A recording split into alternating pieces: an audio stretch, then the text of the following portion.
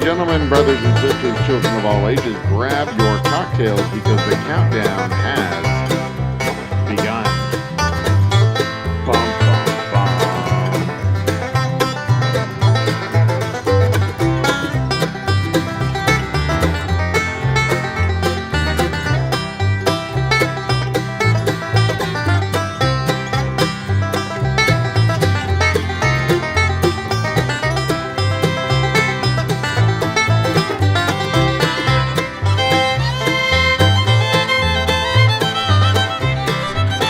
Bar looking a little ordinary? Is it lacking something awesome? Well, head out to your local liquor store and pick up something extraordinary. Grab a bottle of Old Humble Straight Whiskey or Old Humble Special Reserve. They're clean, smooth, easy drinking whiskeys that taste the way whiskey should taste. From humble beginnings to an extraordinary finish, Old Humble whiskeys are what your bar needs today. Walk tall, be awesome, and drink humble. Old Humble Straight Whiskey and Old Humble Special Reserve.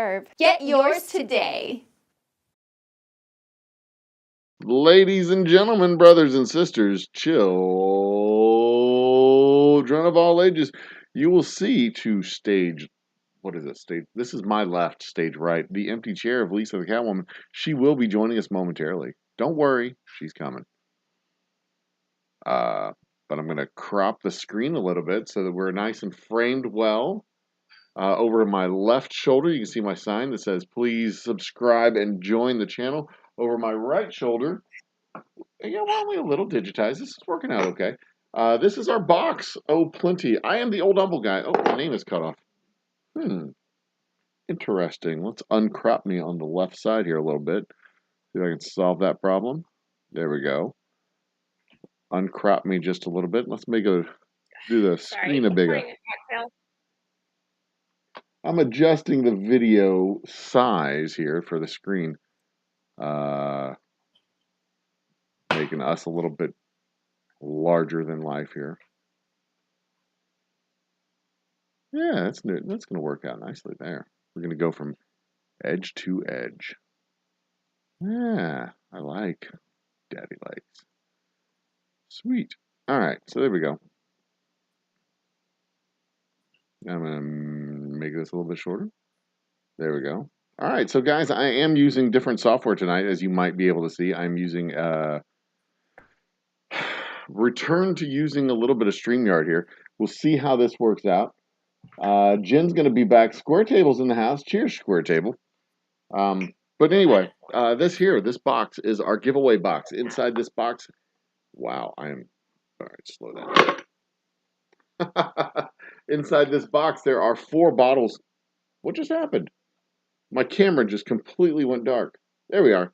We have 4 bottles of whiskey. We have our, over here, straight whiskey, Special Reserve, Double Oak Rye, and Boomtown Bourbon. And joining them in the box is a cigar from a nationally renowned cigar company. What the hell just happened? All right. Well, true to form, StreamYard is a steaming pile of shit. Congratulations, StreamYard. You get a resounding, what is it? A resounding endorsement from the Old Humble guy again. A steaming pile of shit is what I call you. We're going to go back and enter the studio again, and hopefully this will work. I don't know if maybe Lisa's here, maybe Lisa's gone. I don't know. I can't see her on my screen. Is she still there? Are we awesome? I think she may have been kicked out. Yeah. Oh, there she is. I see her. Okay, so y'all can still hear me. We can't see me, but that's fine. I said this. I told Lisa at the beginning of the night, this might be awesome. This might be a pile of crap. We'll find out when we do this if it is awesome or a steaming pile of crap. Add me, add her, and fingers crossed. Maybe it works. Maybe, maybe not. Maybe, maybe not. Add. There we are. Me and her, we're all both in. Looks like she's a little cut off on the side of the screen here. We adjust that, Greg. Thank you, Greg. Greg is my studio technician. Yes, I'm trying a thing with StreamYard. StreamYard there, Square Table. So what I'm doing is I'm running StreamYard in the background, and I'm putting it on OBS, and I'm going out through OBS because I still like OBS way Greg better. is not doing so well with the audio. There's kind of an echo. An echo? Hang on, let me listen here.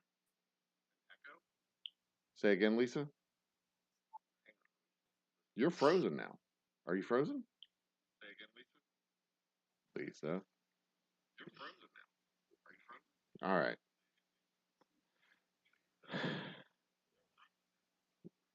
Lisa's silent. I can't hear you, Lisa. You're not saying anything, Lisa. Lisa, are you there?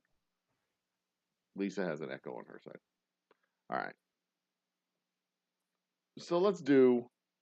Okay, so that was the box of gifts and stuff that we got. Let me tell you how you can get the box of gifts. That box is going to. We're going to do a drawing on the box or for the box in the middle of September. In the middle of September. Wow, Joe, you're perfectly still and quiet. I'm going to enjoy this moment. It's nice. My video just went down. Lisa's not seeing the same thing on StreamYard that y'all are seeing. Okay. Lisa. Okay, I heard the sigh.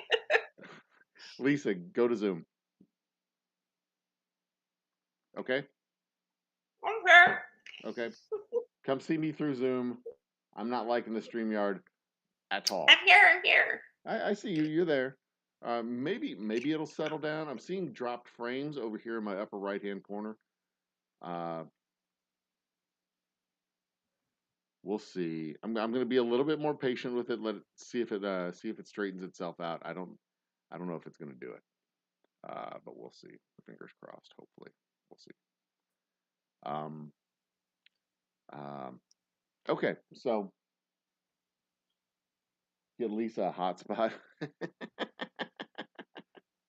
I am writing down names and see. It just dropped my video again. Lisa, go to Zoom. I'm dropping StreamYard right now, and I'm gonna open up Zoom. Bye bye, StreamYard.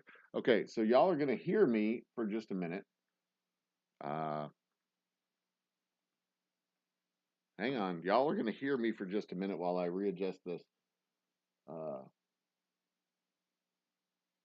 me turn on my video capture device. Oh, what just happened? I'm signing in because they don't know who I am.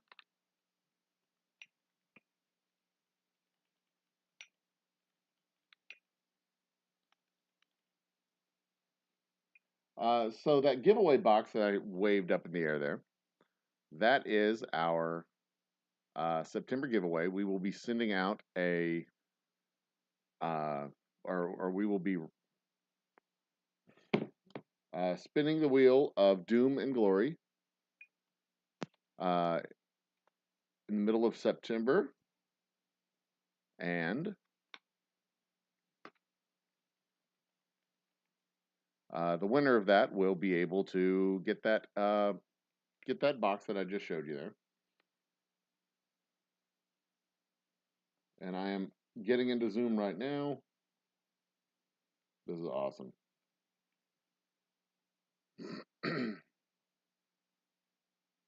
What in the hell?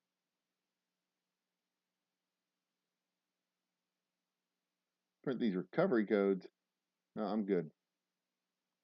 We're good. Done. Launch it. Let's go. Always allow. Open Zoom. Let's go. So anyway, we're running that. Let me go back to OBS, see if I can get this fixed.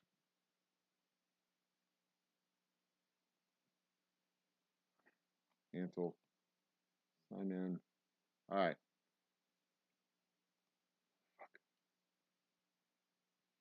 878. All right. So as I was saying, everybody who is participating in trivia tonight gets on the wheel of Doom and Glory. Here we go. everybody participating tonight gets on the wheel of doom and glory. There I am. As I open up my Zoom meetings so that we can get this show started.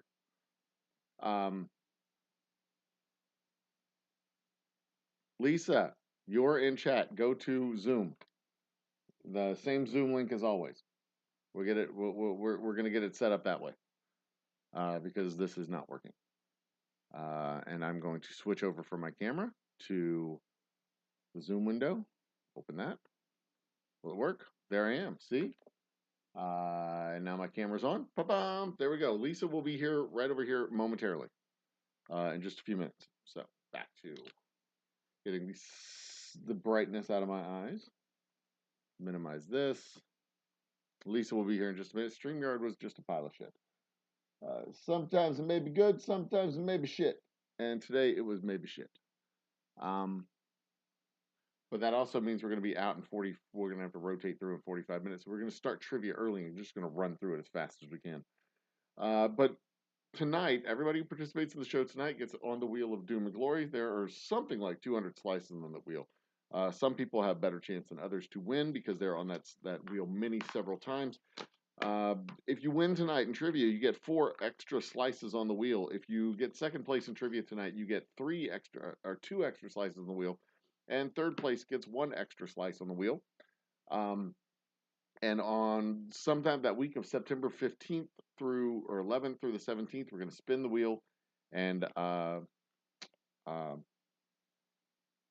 there you go. Thank you, Jen. I enjoyed doing that with Spiro Agnew, the show with Spiro Agnew last night. It was a weird time in our country's history, and an absolutely weird.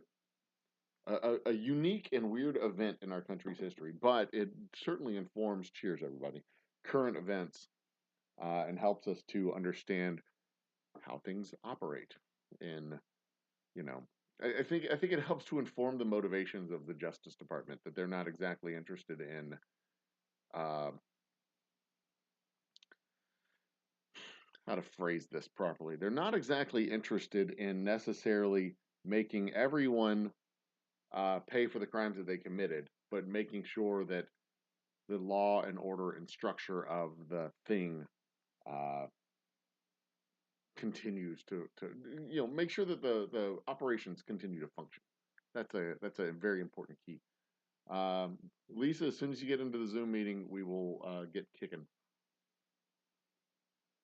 And that's our opening shot, which is our double oak straight rye. Let me send Lisa a quick text, make sure she knows what the hell I'm doing.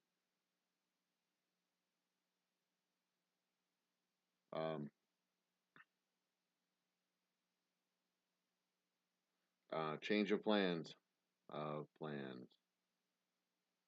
Okay, so she should be here any minute.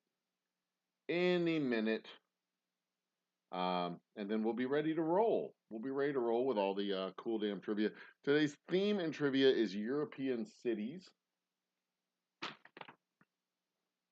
Oh, there she is. Looky there. Intrite. Bam. She's admitted into the show. We should have Lisa right. 3, 2, 1. I think she'll be right over here.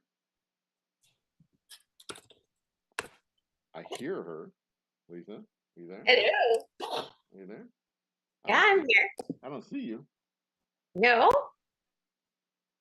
Where you at, Leaf? There you are. Hot damn. Hi. All right. See, I told you she'd be right here. God, right there, Lisa. Cheers and salutations. But we're gonna switch this because I prefer to be on this side. Okay. I don't know why I prefer to be on this side, but that's my personal preference. I prefer to be on that side. Pepper. All right. So Lisa, how the heck have you been? I know you're tired. I don't want to make you banter for too long, but how the hell you been? Things are improving. So. Yeah. Awesome. That was the line that Kevin Costner's The Postman used in that movie, The Postman. Things are improving. Things are getting better every day. Things are improving. I have not seen that movie, but okay. Really now? Well, set aside 19 hours of your day because it's a long one. Oh, it's one of those. It was in his era of epically long movies. He did The Postman, Waterworld, Dances with Wolves, With Wolves, Wyatt Earp. JFK. Yeah, Wyatt Earp, JFK. They were these epically long movies that were just. I mean, JFK. I don't know how long JFK was. I can't remember if that one was a 2.5 Oliver movie. Stone movie. It had to be long. But it felt ponderous. But The Postman was like it has Tom Petty in it. It was oh my god, it was a long movie.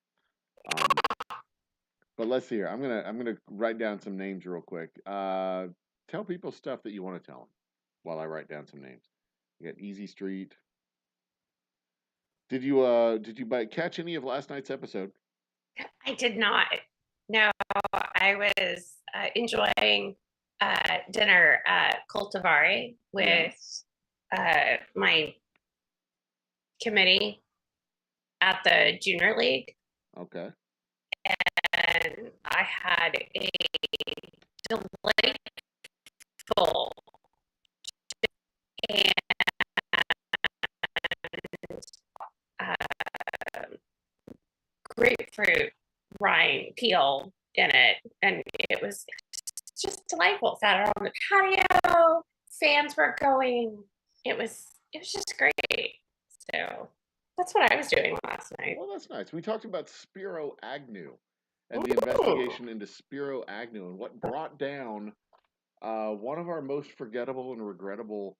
Well, no, I guess he wasn't a forgettable vice president. He was one of our most consequential vice presidents. And the general rule is if you know the vice president's name, something terrible has happened. True. Or they misspelled something. And true to form, where everybody knows Spiro Agnew's name, and it was something terrible that happened. Do you by any chance know the scandal that ultimately brought Spiro Agnew and forced him out of office? I believe it was tax evasion. Tax evasion was one of the many criminal indictments that were brought down on his pointy little head. It was a full-on, honest to God, cash in envelope bribery scheme that started back when he was the executive of Baltimore County for like 2 years, and then moved to the governor's office in Maryland, and then vice president's office. And he was literally taking envelopes of cash. He took an envelope of cash as a bribe the day he was celebrating the victory in his reelection victory at the Smithsonian. Like, literally took an envelope of cash at the Smithsonian, put it in his pocket, and went off and continued dancing with his bride. Just a little bit of just a little light corruption on the side. Now they don't do that anymore. They don't take duffel bags full of cash. They take reservations at hotels, allegedly. So Easy Street Jen has said that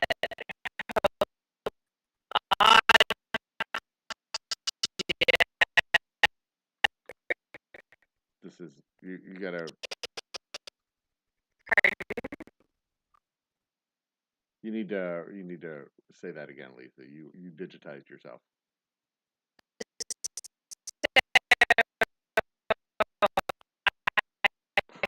found Hang on, 1 second.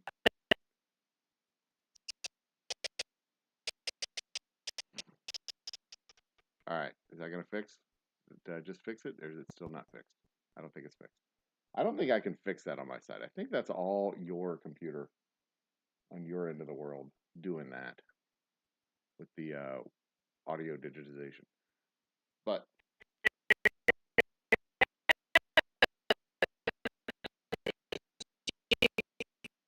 integrity government not poured my wine yet. Goodness gracious, it's bad tonight. I may have seen El Postino, but not the Postman. All right. Let's see. I'm going to give people 5 more minutes. It's 9:22. I'm going to give it 3 more minutes of people to get in for trivia tonight. How's that sound, Lisa? We good? That sounds great. Okay. I'm looking to see if I have any other files that are open right now, and I do not. So this is 100%. Yeah, we're not gonna. Yeah, Bimbo Barbarella. We don't have any unhinged tonight because Lisa is super tired. Yeah, because Lisa found out at 7:30 this morning that she was doing 4 depositions starting at 10 a.m. Good times. Yeah.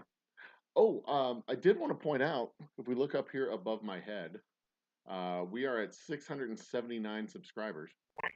Yeah. Right there, which is onward to 1,000. When we do our drawing next month, we should be at or close to or past, just like somewhere really close to, if we haven't already passed, it's 700 subscribers. So our drawing on the Wheel of Doom and Glory next month will double as our 700 subscriber celebration, as well as our 100,000 views celebration. And that will mean we are also 70% of the way towards me fighting a kangaroo.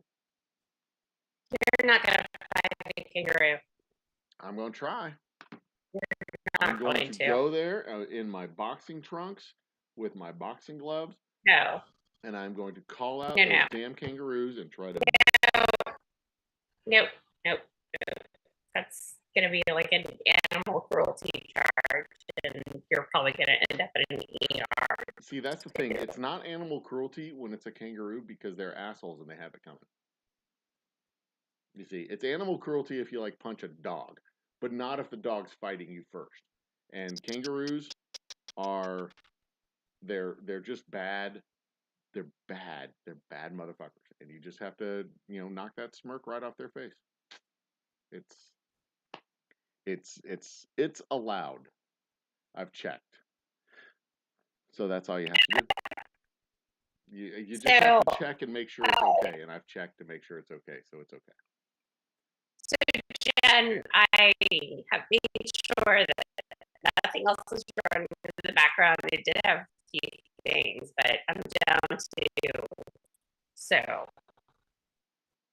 Yeah, I mean, I think it's a combo of internet and my graphics card or audio card coming through. It's just a function of the thing. And eventually, I'll be able to upgrade my equipment so it's not that. I'll have a dedicated desktop computer to do all this stuff on, and that'll be sweet. But that'll be after. That will be after we build out our tasting room, probably, because I don't want to waste money on a new computer when I need to waste money on a new tasting room.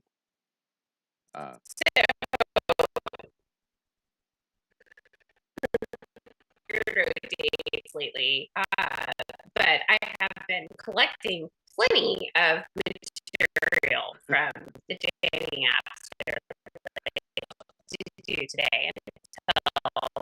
And I found it this morning. I was doing 4 depositions, but 4 depositions. Easy Street Jen said that. Easy Street with Jen said that she sounds like a cat. That was actually,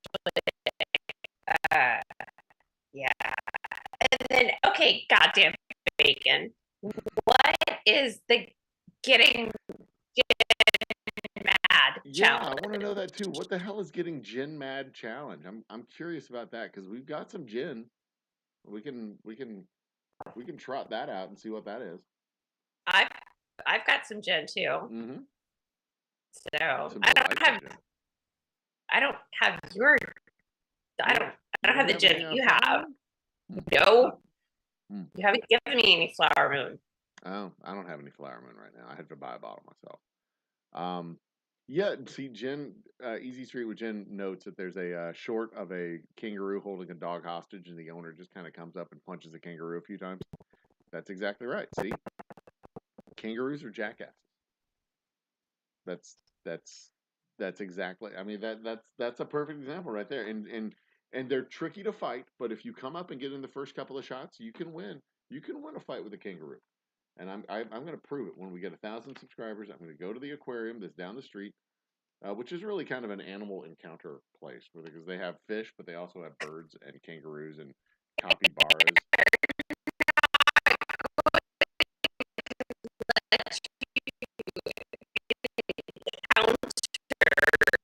They don't have to let me. They don't have to let me. They just have to not remove me from the premises. So they don't have to know what I'm up to. I can just kind of, which one's the meanest, and then I'll just like go up and like Fedora. say again. Fedora is always the meanest.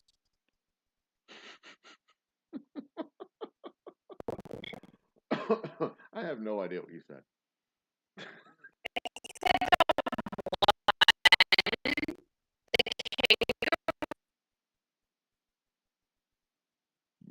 You're down when you do the flying drop kick like a mother. See, I can't tell if people think I can actually take a kangaroo or not. I think the commentators are evenly split, or at least they want to see me get the hell beat out of me. So, Barbarella.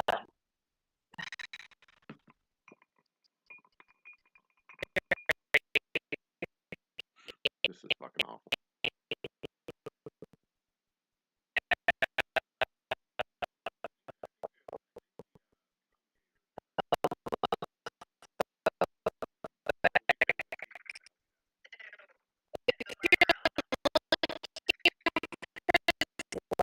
I'm just gonna let this play out, guys. I'm just gonna let it play out.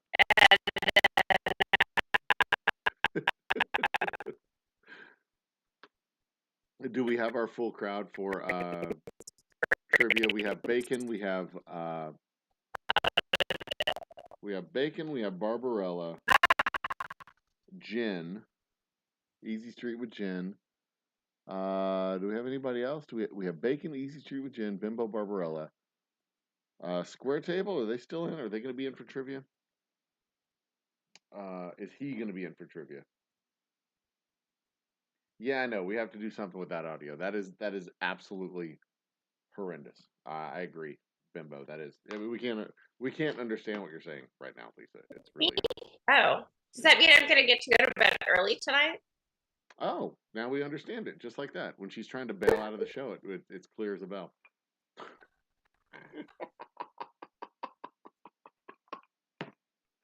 Oh, that was great.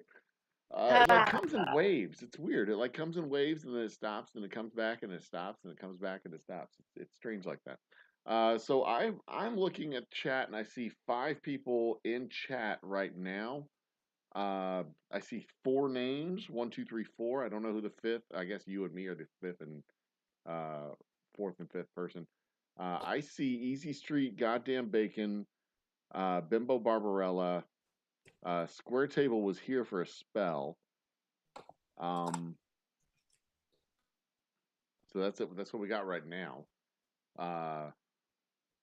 Should we get started? Should we just jump into trivia right now? It's 9:30. Sure. Okay. Can we host a fundraiser to get Lisa off of dial-up? You're probably on Wi-Fi, aren't you?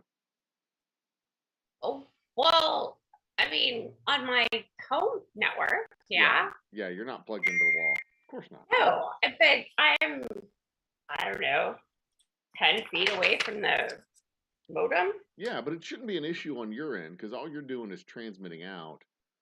I don't think you're sending an out. issue.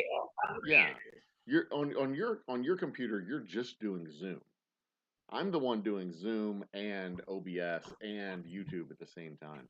Yeah, so this is not my issue. It might be. It's not. What's going on over here? But everything I have is minimized, and yeah, I just need to get a proper desktop computer. And maybe, I mean, those are only like $700. I don't know. Maybe I can go to the clinic and sell some sperm and get some good computer Plasma. sperm. Plasma. I would prefer that you go and do plasma because we don't need any more of your DNA floating out there. Yeah, but I can get a whole lot more for the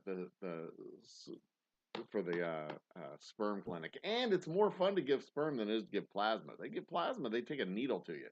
You're giving sperm. You just contributed all day long. Yeah, here's some more. Here's some more. Everybody gets some. Here you go.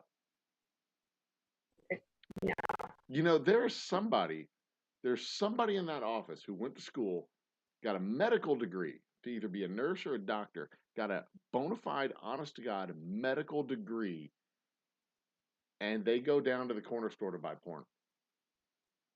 They're coming back. They're going. They're like, we need For the office. We need rubber gloves, we need lube, and we need a couple of hustlers and a I don't know, Playboy and a Big Titty Monthly. They're like, we probably ought to get some of the gay stuff too. So get some of the Playgirl and I don't know whatever gay magazines they have. Or maybe they just have a really good internet connection like everybody else. I have no idea. But maybe it's worth investigating. That, or you can get all this stuff delivered. They have a monthly. Do people still do subscriptions? Like there's a Sears magazine or a Sears catalog, a Maxim, Victoria's Secrets catalog, a Hustler, a couple of Playboys. Barely legal, double D's.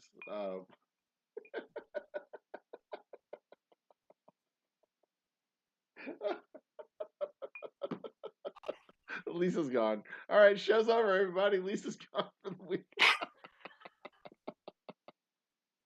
We broke her. I broke her. Yeah, I just go get my ruler because I like my nice straight lines for our scoring sheet. Cats and cuffs. Woo, yeah. That's a good one. Oh, good Lord. They give gift cards for blood too? Wow. Yeah, you can earn points with the Gulf Coast Blood Center. You can redeem them right now. You can redeem them for gift cards for gasoline. Oh, nice. Yeah. Gasoline gift cards. That'll get you places. See what I did there. See what you did there.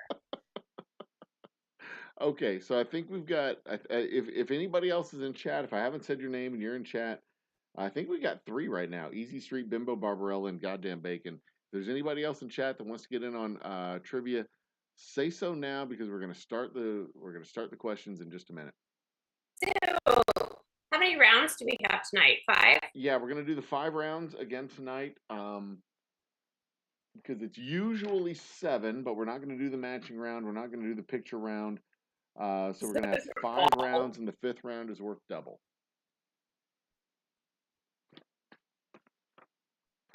So there we go.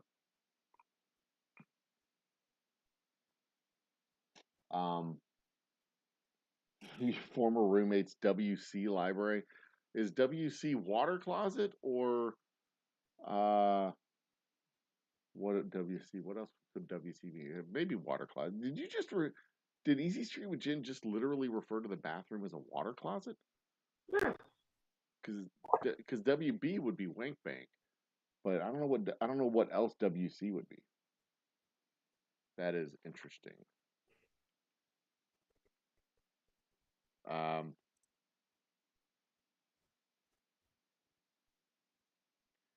Can't do it. Yeah, we can do it with 3. It just means everybody gets on the wheel. We have first, second, and third place. Oh, women's clothes catalog. I got you. Or women's clothes library. I got you. That makes sense. Okay. But yeah, we can do trivia with 3 people. We can't do trivia with 2 people or 1 person. That's no fun. But 3 people we can do trivia with. It just means we know somebody. Everybody's gonna be first, second, or third. I mean, if you're playing, you're in the top 3. Easy peasy with that one. And of course, we all know the rules. Let's remind us of the rules, though. Put all of the answers in a single comment line, separated by the number for which your answer applies. Question 1, question 2, question 3, etc., etc. If you're skipping a question, you don't have to put the number, but it really does help. Yeah, it really does help. Yeah. Names are first and last names unless the answer is a commonly known single name answer like Cher or Madonna. Um, it is, or Bagwell or Biggio for that matter. The last round is worth double. No cheating, no Google, no calling friends. You are your team. That is how it works. And besides, you're not really going to have time to Google the answers because I'm going to ask each question twice in a very measured tone, giving you time to type the answer for the question. If you don't know the answer to the question, you're not really going to have time to look it up, and it may come to you later, but you are not going to be able to answer the question. If you don't know the answer, that is the point of putting the answers in a single chat line and then hitting enter at the end. You will have roughly 45 seconds after the 9th question to be able to finish your answers and hit send. And then once I start giving the answers to the questions, the answer opportunities are closed. I am glad that this format worked really well for your trivia theme, your trivia show as well. Bimbo Barbarella, that is fantastic. She took architectural drafting, and yes, she called the bathroom the water closet. Oh my goodness. I don't think I've heard that term since Leave It to Beaver. All right, so are we ready? If we're ready, I think what we need is a hell yeah from the congregation, and then we can get started. And I'll wait. I'll just sip my drink while we get a hell yeah. Mm-hmm. Mm-hmm. Mm-hmm. Mm-hmm. See, I think I'm joking, but I'll sit here. I will wait. We will go to 11 o'clock waiting for somebody to give me a hell yeah. Because I am stubborn. How many weeks in a row have you done this? I know, How right? have you yet? Like they don't like they doubt me. They have no idea how stubborn I can be. Easy Street is in. Bimbo thinks she could just like make me start by saying get on with it, but Easy Street knows the score. She's all like, hell yeah, let's go. All right, kids. Round one, question one. Round one is general knowledge. Round one, general knowledge. Let's go. In what sport did Romanian Nadia Comaneci receive her first perfect score in the Olympics? In what sport did Romanian Nadia Comaneci receive the first perfect score in the Olympics? Number two, what is the term for the standard part of a drum set that has two cymbals with a pedal mounted on a stand? Wait, are you sure we have the correct set of questions? Yes, this is the questions from last week. Okay. Yep, I did not print out this week's questions because I mean this is last week's show. We're just doing it 7 days late. Okay. Which creates a numbering issue, but I'll probably screw it up later, so it's fine. I just feel like I've heard these. Nope. But okay. Nope. These I literally downloaded them today and printed them out today. Okay. Excuse me. I have a funny feeling that somebody involved with writing these questions also plays in the Learned League Trivia League online. Oh, could be. Very well could be.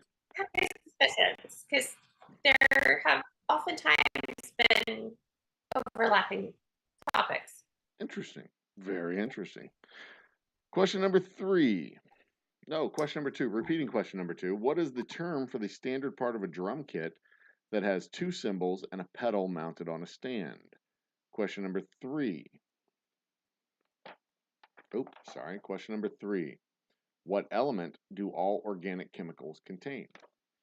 What element do all organic chemicals contain?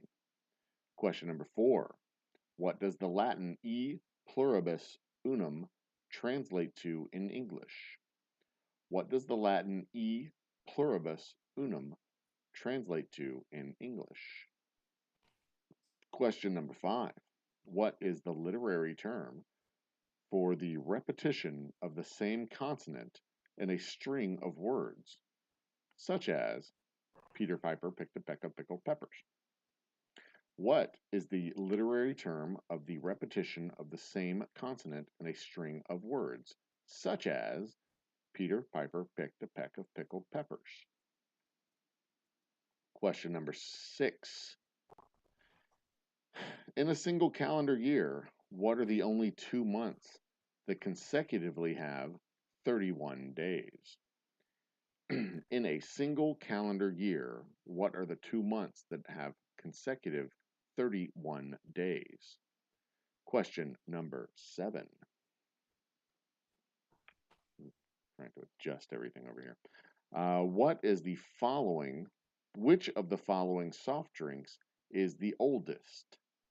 Coca-Cola, Dr. Pepper, RC Cola, or A&W Root Beer? Which of the following soft drinks is the oldest? OLDES, oldest. Coca-Cola, Dr. Pepper, RC Cola, or A&W Root Beer? My kid gave me shit for saying W and not W. Like, that's how it's said, you dumb idiot. Kids these days. Question number 8. What is the title of the 1983 film that saw Sean Connery playing James Bond again 12 years after his previous portrayal? What is the title of the 1983 film that saw Sean Connery playing James Bond again 12 years after his previous portrayal? And finally, what number is a baseball batting order? What number in a baseball batting order is known as the cleanup hitter? What number in a baseball batting order is known as the cleanup hitter? There you go. Yeah, give me 45 seconds while I start jabbering. There was a store in Natchitoches, Louisiana that was an old A&W A&W grocery store, and I pointed it out to him, like, that place right over there, that's the old A&W. I don't know what it is now. It's the old A&W. That's where, it was the only grocery store in town. That's where we used to go to get food when we were here in town. It was the first place that I saw a 12-pack of Vanessa Kitty is in the house. Cheers, Vanessa. She came in late. Repeat the first question. Mm-hmm. Repeat the first question, yes. Repeat the first question.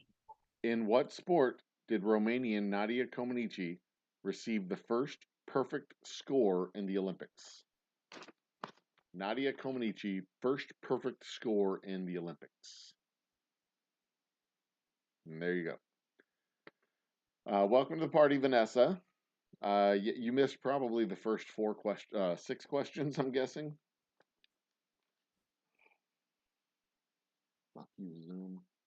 All right, we got 10 minutes to reset Zoom.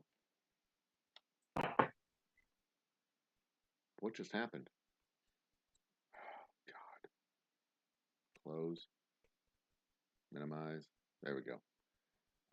We got Bacon. We got Easy Street, Waiting on Bimbo. Waiting on Bimbo Barbarella. Should I reset? Oh, that is we're a minute and a half. We're done. Should I reset Zoom now?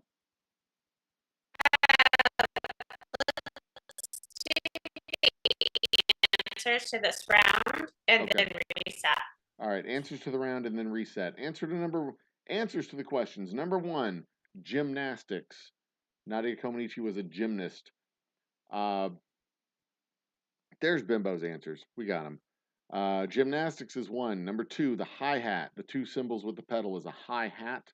Number 3, all organic chemicals contain carbon or hydrogen. There are 2 possible answers to this one, carbon or hydrogen. Number 4, what does the Latin e pluribus unum mean? Either one from many, out of many one, or from many one. M-A-N-Y, mini, Manny. Number 5. The literary term to repeat the first consonant is alliteration. Peter Piper picked pickled peppers is alliteration. In a single calendar year, the two 31-month days are July and August. The oldest soft drink of that list was Coca-Cola.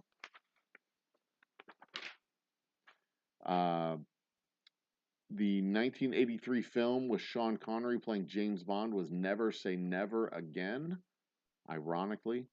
And number 9, the fourth batter is the cleanup hitter in a baseball lineup. Patrick McGuire is in the house. And he just got a list of answers in as well. So I'm going to add him not only to the setup here. McGuire. He gets a slice on the wheel. Sweet. Welcome to the party, Patrick. Yes.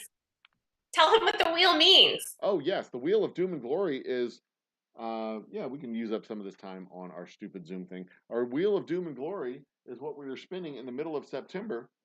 So you get a chance to win this prize package worth $300 million. It's not $300 million. It's more like probably about 100, I'm guessing. It has our whiskeys, our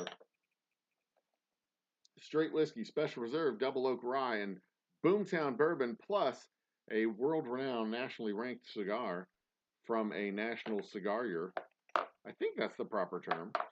A tobacconist, a world-renowned, nationally known tobacconist. If you're not into cigars, you don't have to smoke it. You can give it to a friend. You can give it to an enemy. You can just throw it in the trash, whatever you want to do. It's only alliteration of his first. That's what it was. Only the first letter. Repeating the first. Well, the first consonant is what they said, but the first consonant is the first letter. That is alliteration. What did you put? Consonants. I will leave that to the judge to determine. But we need to reset Zoom, Lisa. Have you tallied the score so far?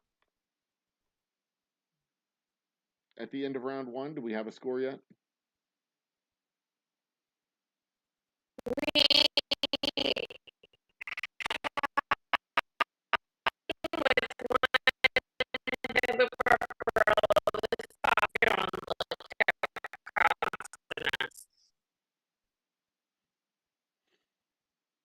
Okay. Tell you what I'm going to do. I'm going to reset Zoom then, and then we will get moving. Bear with me while we first end the meeting, and then I restart the meeting. And y'all can still hear me. I still have audio. There's the background for the show. Piper and Pepper have consonants. Peter and Picked have alliteration. Piper and Pepper, they both. I'm not going to argue it. Whatever. This said alliteration, and I go by that. It's I'll let Lisa look it up and tell me what she wants to do, what she wants to go with it. It's just one point. I am inclined to just wave my hand and say fuck it, I don't care. It doesn't bother me any, one way or the other.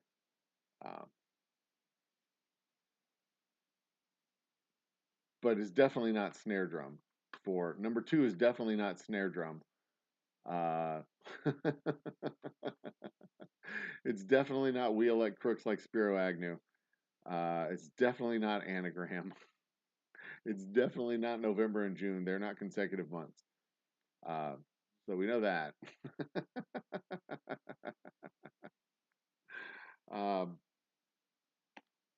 But as soon as Lisa gets in here, we may have a score that we can understand when she says it out loud. And then, oh, there we go. Patrick gets 6. She'll accept both alliteration and consonants. Awesome. Sweet. All right. Bring her in there. Zing, bang, pow. That is awesome. Thank you, Lisa. You did great. Excellent judging. Excellent judging. You're not just a great lawyer, you're also a great judge. Round 2, European cities. European cities. Unless you're sitting down, then you might be pooping cities. Zing. I'm funny as hell. All right, on we go. Number 2, round 2, question 1. Are we ready to go, Lise? You good? Good? Okay. Round 2, question 1. European cities. What European city is the largest by population? What European city is the largest by population? Minimize that. Maybe that'll help. In the sitcom Friends, what city does Phoebe's love interest, David, move to? In the sitcom Friends, what city does Phoebe's love interest, David, move to? In number 3, in which European city? Oh, and welcome to the party, Vanessa. Cheers. In which European city, number 3, would you find the landmark Pantheon? In which European city would you find the landmark Pantheon? Number 4, tennis superstar Novak Djokovic was born in what city? Tennis superstar Novak Dvorak was born in what city? Just my light over here. Maybe I'll be able to. There you go. Now I don't have to look away as much. Number 5. Before the Beatles became famous, they played in clubs in what German city? Before the Beatles became famous, they played in clubs in what German city? Number 6. What European city hosted the Winter Olympics and also has a Netflix series named after it? What European city hosted the Winter Olympics and also has a Netflix series named after it? Number 7. In what European city would you find the football club Bayern? In what European city would you find the football club Bayern? Bayern. Number 8. The European city of Perm, Perm, has around 1 million people living in it. In what country is Perm located? The European city of Perm has about 1 million people living in it. In what country is Perm located? Number 9. The last question of the round. In which city would you visit the Tate Modern? The Tate Modern? In which city would you visit the Tate Modern? There you go. 45 seconds. Finish your answers. Get them in. Put them all on the same comment line. Get your answers in so we can read them and see them. Did I write down Vanessa's name? I did not write down Vanessa's name. Vanessa, you are on the wheel of doom and glory that we are spinning next month again. You're already on it several times. For a prize that has multiple facets to it. Say again? I said for prizes. Or yeah, right. A prize that has multiple facets to it. Yeah, exactly. Your audio is clear. That's awesome. Yay! I'm not going to complain about that at all. And I'm not going to mention it again because hopefully it won't matter. Like, I won't mess it up by mentioning it and the gremlins will come out and screw it all up. All right, we've got Bacon, we've got Barbarella, we've got Easy Street with Gin. We've got Patrick and Vanessa that we're hopefully going to get answers from. That is 1 minute. I am closing out the timer and starting the answers. Round 2 answers 2 questions, starting with number 1. What European city is the largest by population?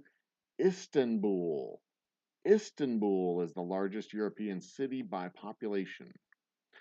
In the sitcom Friends, Phoebe's love interest moved to Minsk. Minsk. The European city that you would find the Pantheon is Rome. Rome is where you find the Pantheon. The landmark Pantheon. They were very specific. The landmark Pantheon. Tennis superstar Novak Dvorak. Djokovic. Was born in Belgrade. Novak Dvorak was born in Belgrade. Before the Beatles were famous, they played in Hamburg. Clubs in Hamburg before they became famous. The European city that hosted the Winter Olympics and also has a Netflix series named after it is Lillehammer. Lillehammer. And what European city would you find the football club Bayern? That is Munich. Munich Bayern. Or the Bayern of Munich. FC Bayern? I don't know. The European city Perm, P-E-R-M, has a million people and is found in Russia. And it happens to be the easternmost city in Europe, for what that's worth. And finally, number 9, in the city you would find Tate Modern is London. London is where you would find a Tate Modern. Tate Modern. Tate Modern. It's Tate. I mean, it's English. It should be pronounced like it's spelled, right? Right. Tate Modern.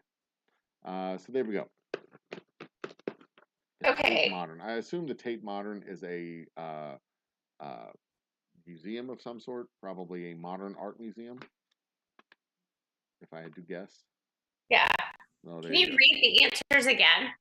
All of them? Yes. Of course I can. Thank you. Istanbul. Number 1, Istanbul. Number 2, Minsk. Number 3, Rome. Number 4, Belgrade. Number 5, Hamburg. Number 6, Lillehammer. Number 7, Munich. Number 8, Russia. Number 9, London. So there you go. Philadelphia, never saw it.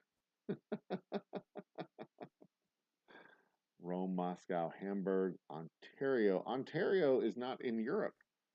I mean, I'm sure they have an Ontario in Europe, but the Ontario that everybody knows about isn't in Europe. Was number 5 Hamburg? Number 5 is indeed Hamburg. All right. Hamburg. There you go.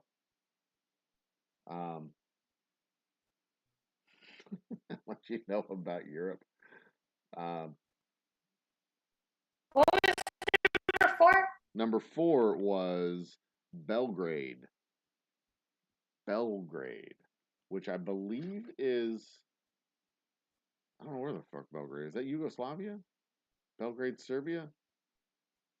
Hey Siri, where's Belgrade? Is that Hungary? Come on, hey Siri, where's, shut up Siri. Hey Siri, where's Belgrade? Belgrade is in Serbia. I was right. This is former Yugoslavia. Bone farted. Bimbo got it in Serbia. All right, so how we doing, Lise? Okay, so I have Bacon with 0 for this round, Bimbo Barbarella with 2, Easy Street with Jen with 2, and Patrick with 3. Awesome. So our totals are Bacon has 1, Bimbo Barbarella has 7. What? Keep going.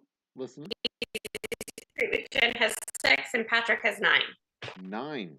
The new guy has 9. Congratulations, Patrick. You're kicking ass.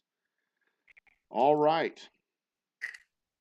We have, that is the end of round 2. Long time supporter, first time caller. Yeah, exactly. Long time supporter, first time caller. I mean, this is the first time I've seen his name over here on the trivia, which is awesome. I love Yeah. seeing the new names in trivia. That's awesome. So, but he has supported Old Humble Distilling Company for a long time. I have a feeling I've met him in person. I have a feeling. You would have had to have been in Dallas. Okay, entirely possible. Maybe it was at a tasting. Maybe not. Maybe I'm just making things up. Wait, Dispute. hold on. Bimbo has a This is the dispute. real What one. is up, Bimbo? Bimbo has a dispute. Oh, she's right. She's right. She's got 3 for this round, so her total is 8. Okay, gotcha. Thanks for bringing that to my attention. Appreciate that. All right. Round 3 is typically the picture round, but we are skipping the picture round. Yeah, the picture round sucks. It looks like I would have recognized one, two. I would have probably recognized Pete Buttigieg, and they even like spelled it out phonetically. Cecily Strong, I know that name. I know Ellen DeGeneres. I think I would have recognized that. I don't know what or who Naomi Osaka is. I know who Oh, Seth she's Meyers that is. tennis player. Oh, is she? Seth Meyers, Cory Booker, and I would have gotten like 7 of these right in Wow. the picture round because I recognize these names and I think I know those faces. Oh, you were looking at the names, not the faces. Yeah, I'm just looking at the names on the page here.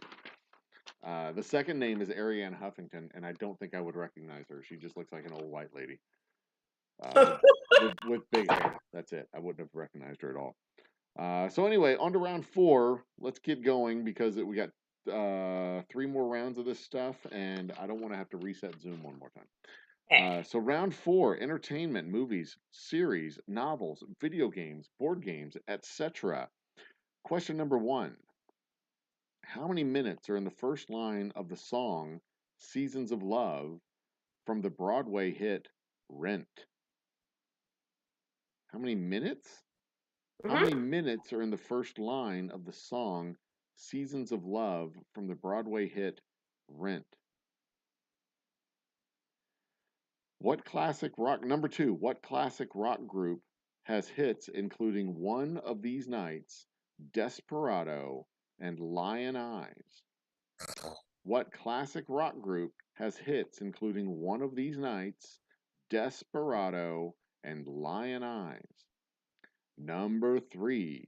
In what 2003 rom-com does Billy Bob Thornton play the U.S. president? In what 2003 rom-com does Billy Bob Thornton play the U.S. president? Number 4. What Star Wars movie? I know this one. I know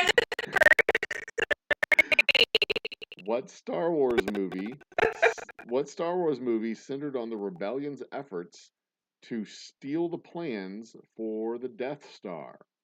What Star Wars movie centered on the rebellion's plans to steal the Death Star?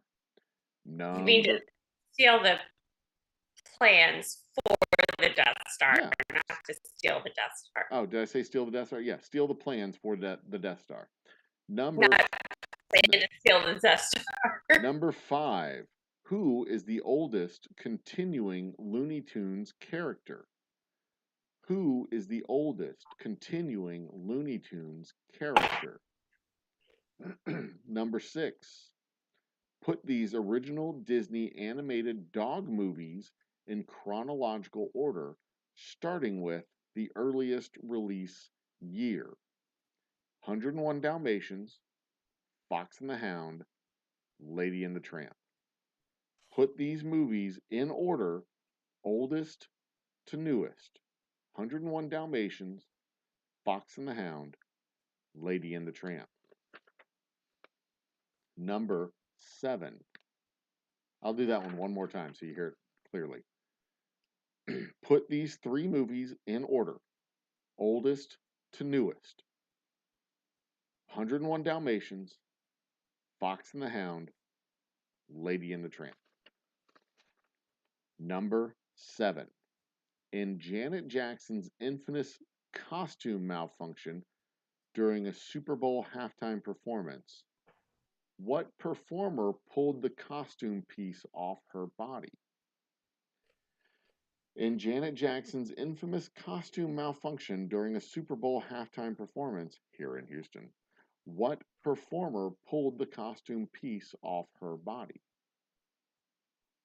Number 8. What reality competition show's first winner was Richard Hatch? What reality competition show's first winner was Richard Hatch? And finally, number 9.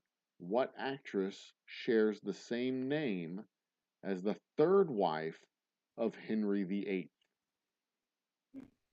What actress shares the same name as the third wife of Henry VIII?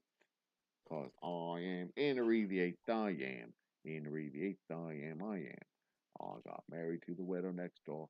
She's been married 7 times before, and everyone wasn't Henry. What? Supposed to say Henry. Never. God, anyway, all right. Sorry, I couldn't hear you. I was crunching on ice. No fun. Never was a Willie. Anyway. All right, so that's the end of round 4. Time for the answers. We got to get people answers. Post your answers up, kids. Can we get partial credit for 2 of the dog movies in order? If you have 2 of the dog movies in order, then the third one is going to be there. Probably. Well, no, I guess you have the wrong one first. No partial credit for that one. It's you put the 3 in order, or you don't put the 3 in order. That's it. Sorry. Oh, goodness gracious. Y'all are boring me. I'm kidding y'all. 117. What is that? 1 is 17. Oh, 17. It looks like a phone glitch is what that looks like.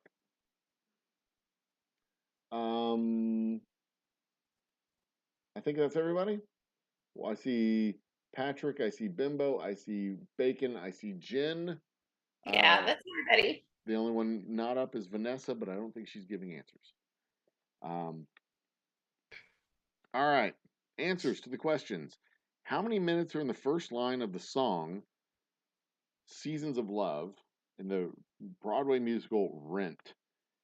525,600 minutes. 100 minutes.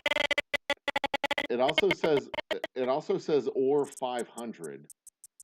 And I don't know why it says or 500, but I knew 526. Once I understood the context, 525,600 minutes made sense.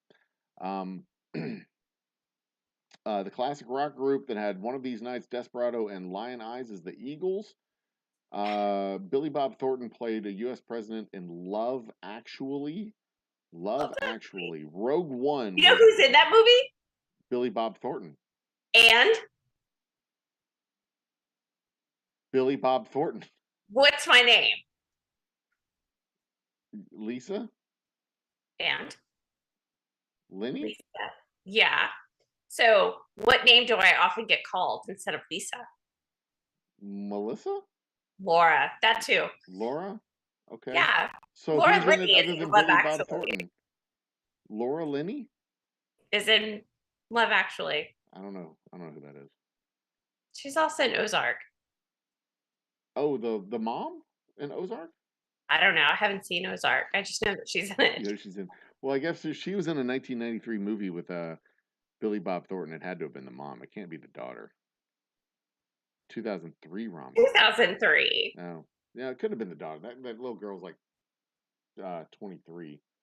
Man, no, she's 17, I think. Anyway, doesn't matter. Okay, anyway, on with the show. Love Actually is the answer to number 3. Star Wars movie that focused on the theft of the plans for the Death Star was Rogue One, quite possibly one of the best, if not the best, Star Wars movie of the entire bunch. It is just fucking amazing.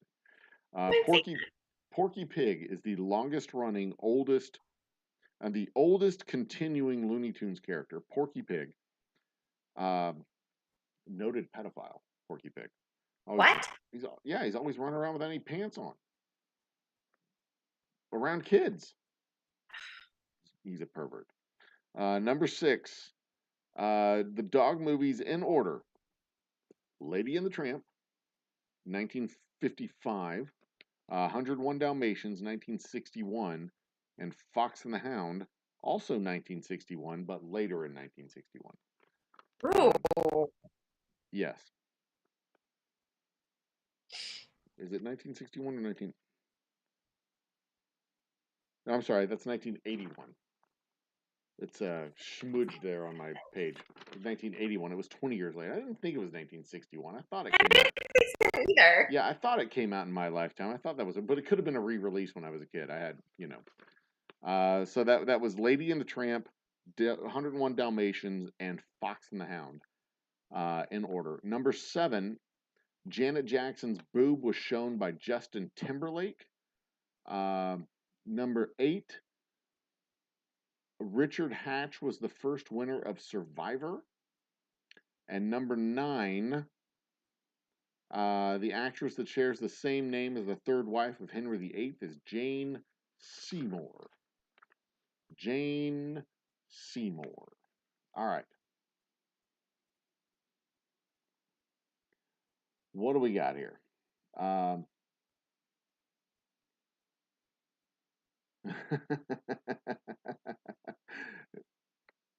To be fair, the answer sheet says the Eagles.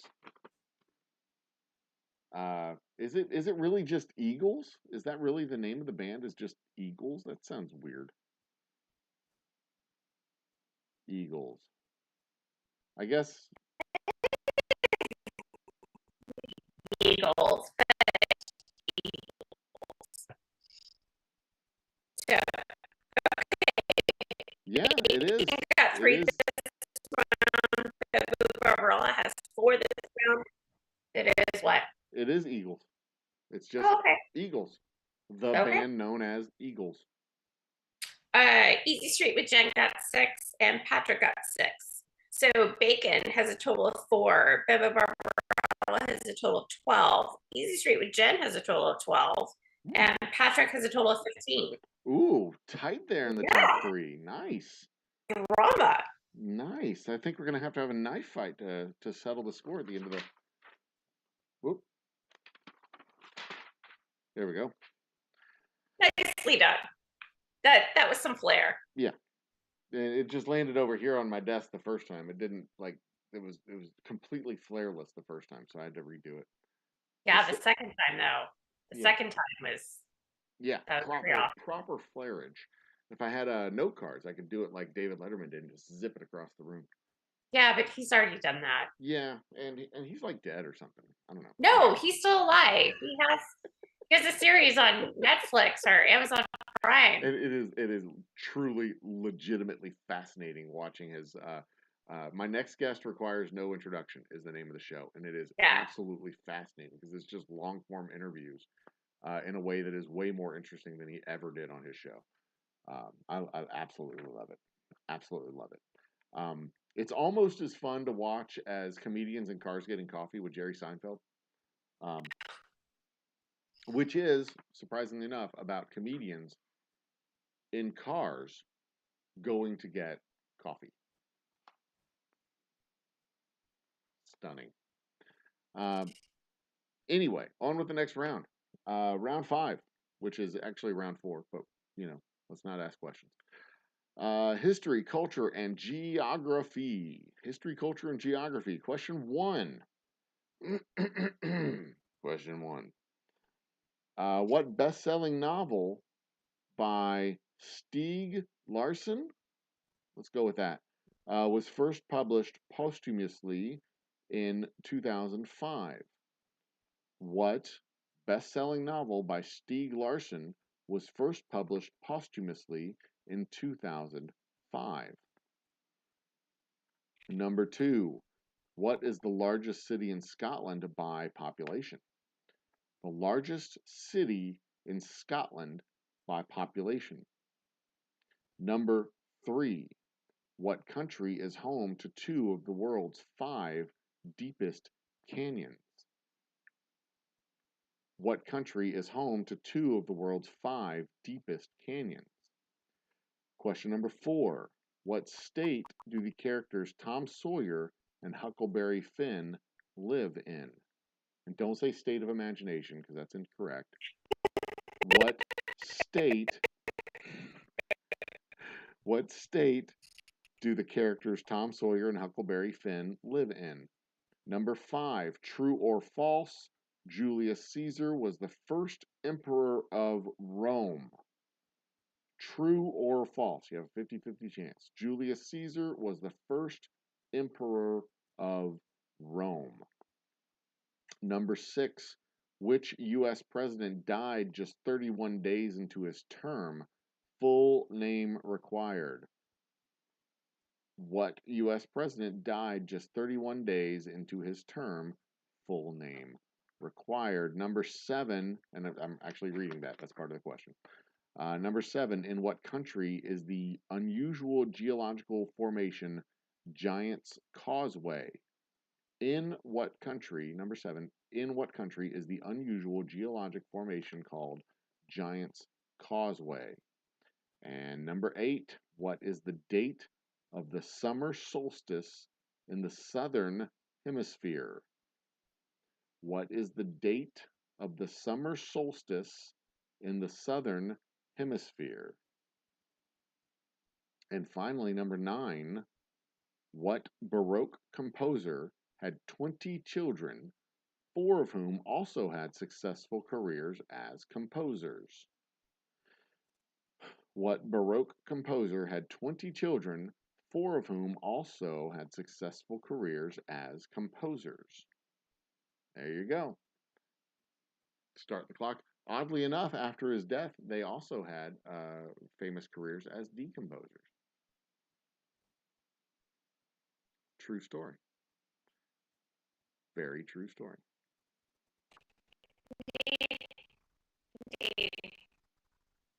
But most of us have good careers as decomposers after we die. Sure. Or at least we used to before formaldehyde and preservation and all that stuff. Proper decomposition. Anyway.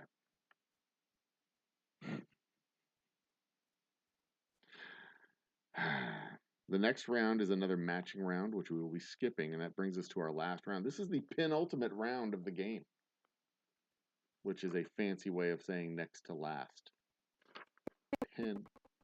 Penultimate. Richard Hatch also played a part in both series of Battlestar Galactica. Really? I had no idea he was in Battlestar Galactica. Partly because I've never watched Battlestar Galactica.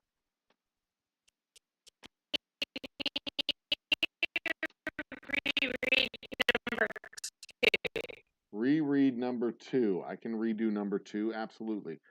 What is the largest city in Scotland by population? The largest city in Scotland by population. All right, that is the end of the time to give people a chance to put their answers up. Do we have everybody posted? Bimbo, Bacon, Patrick, Easy Street. All right, let's go. The best-selling novel by Stieg Larsson, published posthumously in 2005, is The Girl with the Dragon Tattoo. The Girl with the Dragon Tattoo. The largest city in Scotland by population is Glasgow. Glasgow. It's not Glasgow with a G.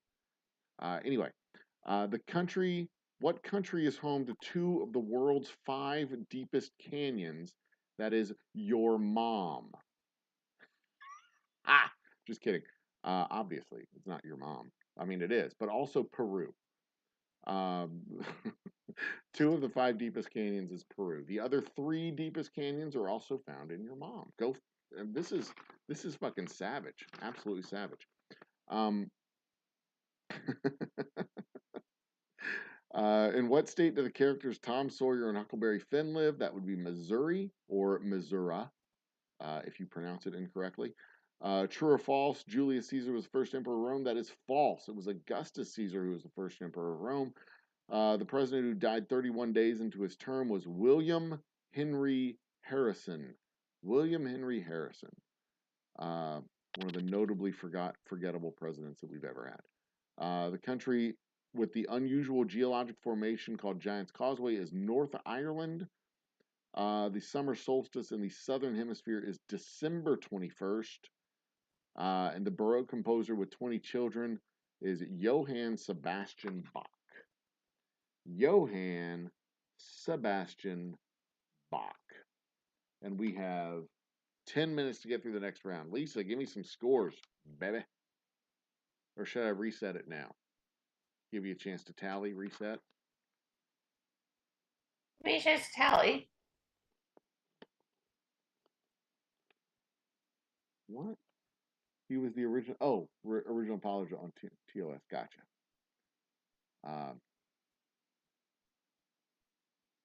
Can reread number 2. Already done.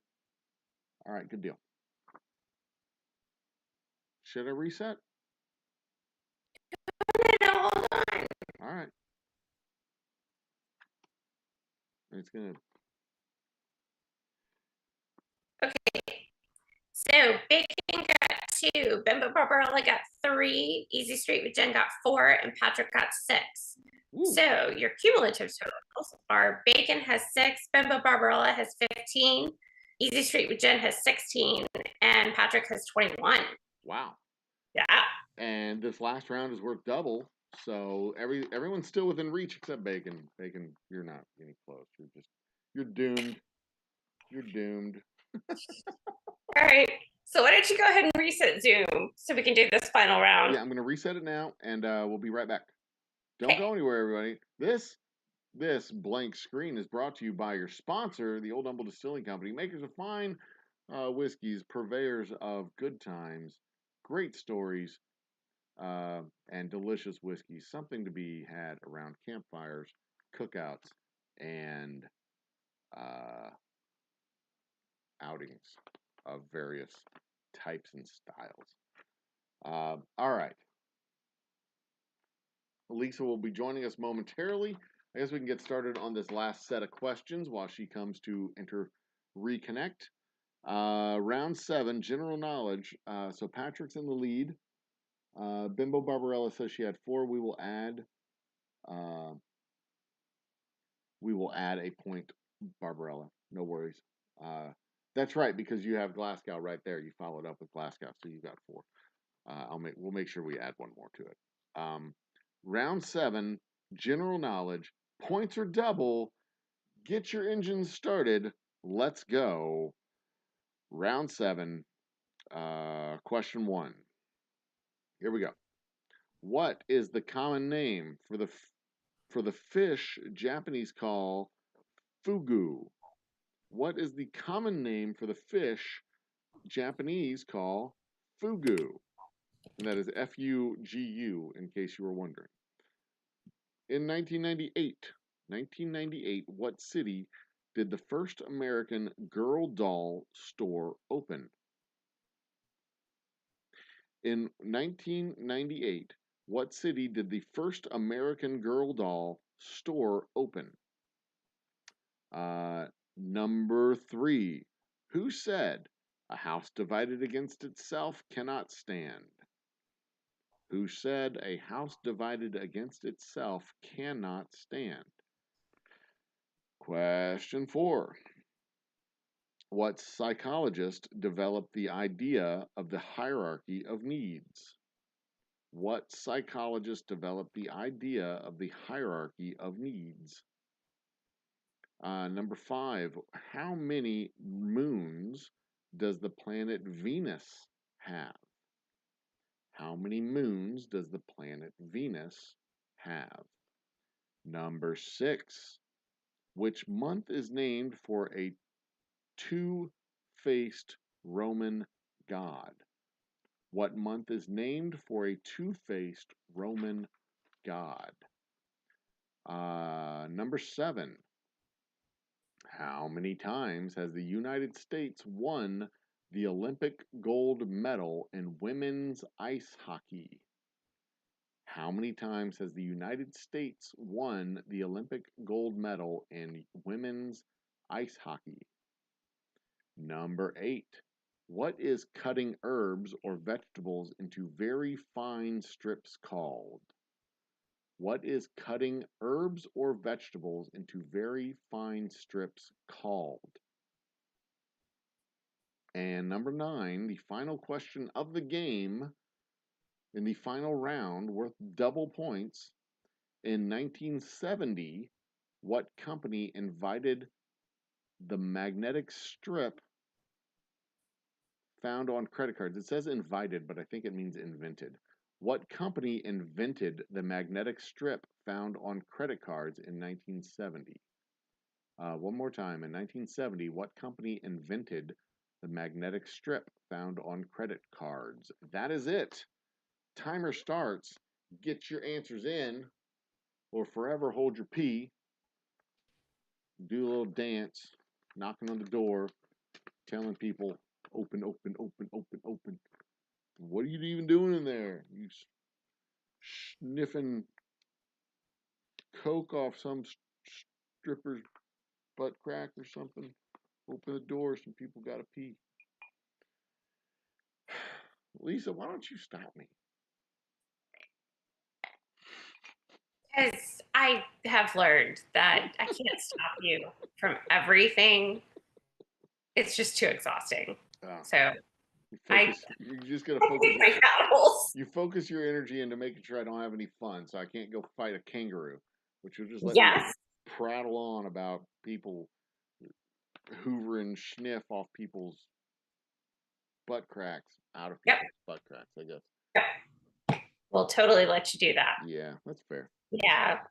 So I'd like to know what you set on fire last week, though. You would, wouldn't you? Steve Erpenbeck is in the house. Cheers, Steve. Add your name to the list for the Wheel of Doom and Glory. Erpenbeck.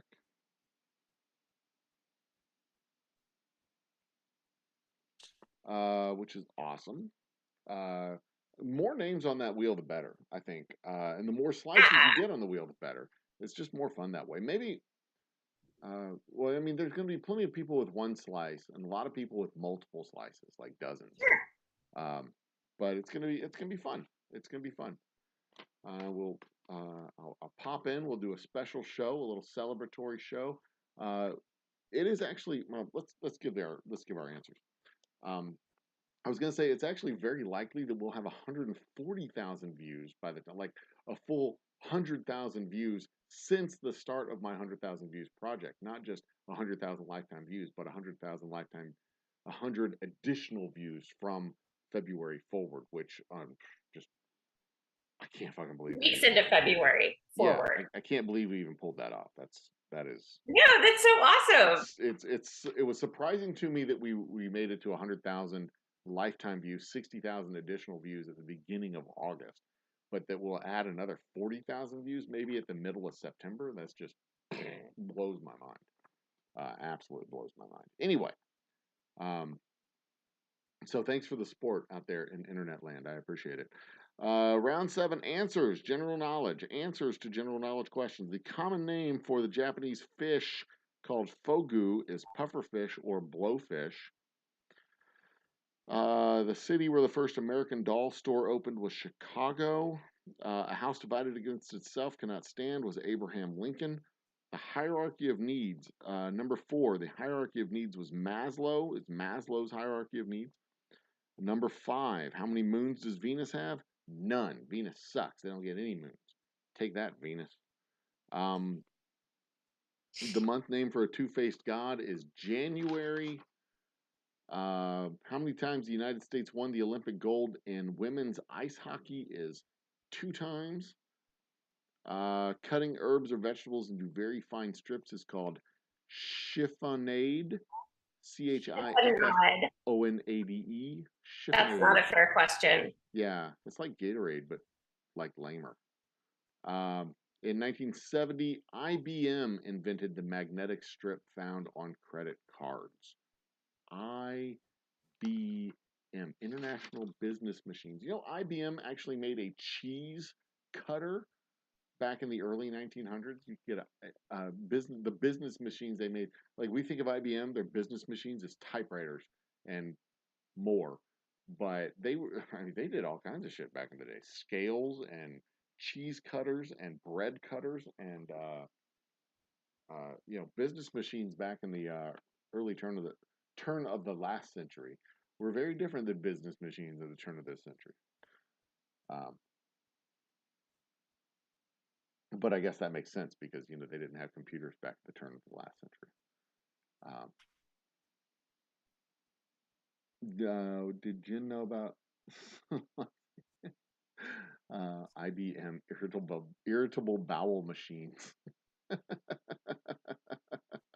Mars has 2 moons, and one of them is very small, but Mars has 2 moons.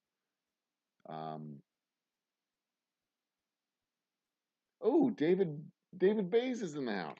Another name to add to the wheel. David is in the house. He got in just at the end of trivia. Did I hear knocking at my door? Is there somebody rapping at my chamber door?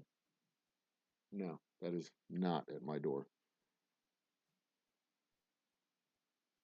You see, it's you can't see it from y'all's angle. Y'all can't see it, but in the hallway, like my door has a glass. I guess I could always turn the. This is there. See, it's really dark outside in the hallway outside my door, so I can't really see what's going on out there. And every once in a while, I'll see movement out in the hallway at night because the dog will walk past my door and tap at the door and like I'll hear the noise and it kind of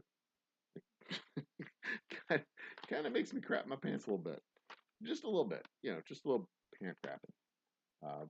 But among friends, that's fine. Elisa, what we got?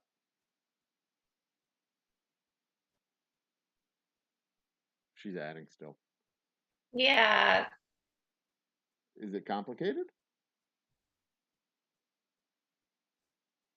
Chiffonade. Vegetables in strips. Yeah, I think that was key to the thing is vegetables in strips. It wasn't just like into little pieces like dicing it. It was into strips.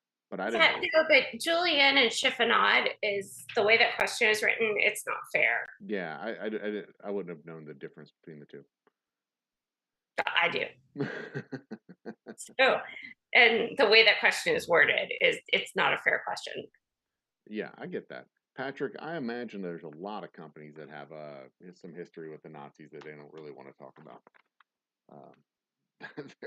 There are a lot of international businesses from the 1940s that they just don't really want to talk about that history.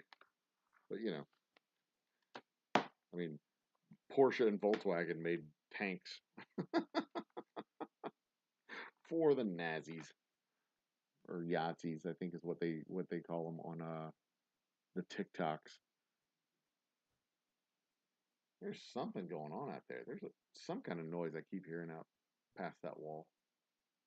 Okay. Yeah, what's up? So yeah, I've got Bacon with 2 correct answers, Bimbo Barbarella with 4 correct answers, Easy Street with Jen with 4 correct answers, Patrick with 8 correct answers, and Steve with 1 correct answer. So Steve jumped in with 2 points. Nicely done, Steve. You got on the board. Bacon got 10 points. Bimbo Barbarella and Easy Street with Jen tied with 24 points apiece. And then, let's see, 37 was Patrick's score. Damn, Patrick. Congratulations. So we got Patrick with 4 extra pieces and Bimbo and Jen with 2 and 3 respectively, or 2 and 1 respectively. No, they tied, so they each get. Oh, so they both get 2. Yes. Excellent. Excellent. Yeah, what would have really been funny if Steve had jumped in there in the last round and beaten Bacon. That would have been funny. That would have been absolutely funny. Tragically funny. I would have laughed, but ironically, not in a mean way.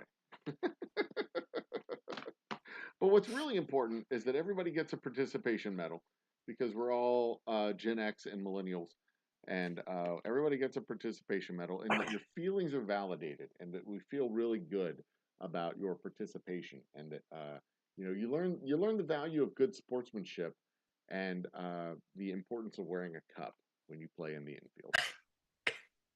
Because those are the things that you were taught when you played Little League baseball. Um, Okay. and also how to steal second base.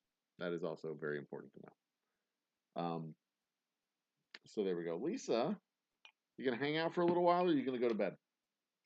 I'm gonna go to bed. I All have right. to.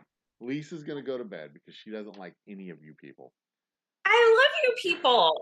Love you people. I just have had a very long day and And I'm then gonna have an early morning. So I don't have an early morning, but I do have a meeting in the morning at 10 o'clock to talk with our distributor. There's fine. some drama. Oh my goodness. So I can share some of this drama. I don't mind sharing this drama. So we have two distributors right now. One that works with the big major chain here in the state of Texas, Specs, and then our other distributor basically works all the other stores, the smaller stores, the mom and pop shops, the other chains, the non-Specs chains.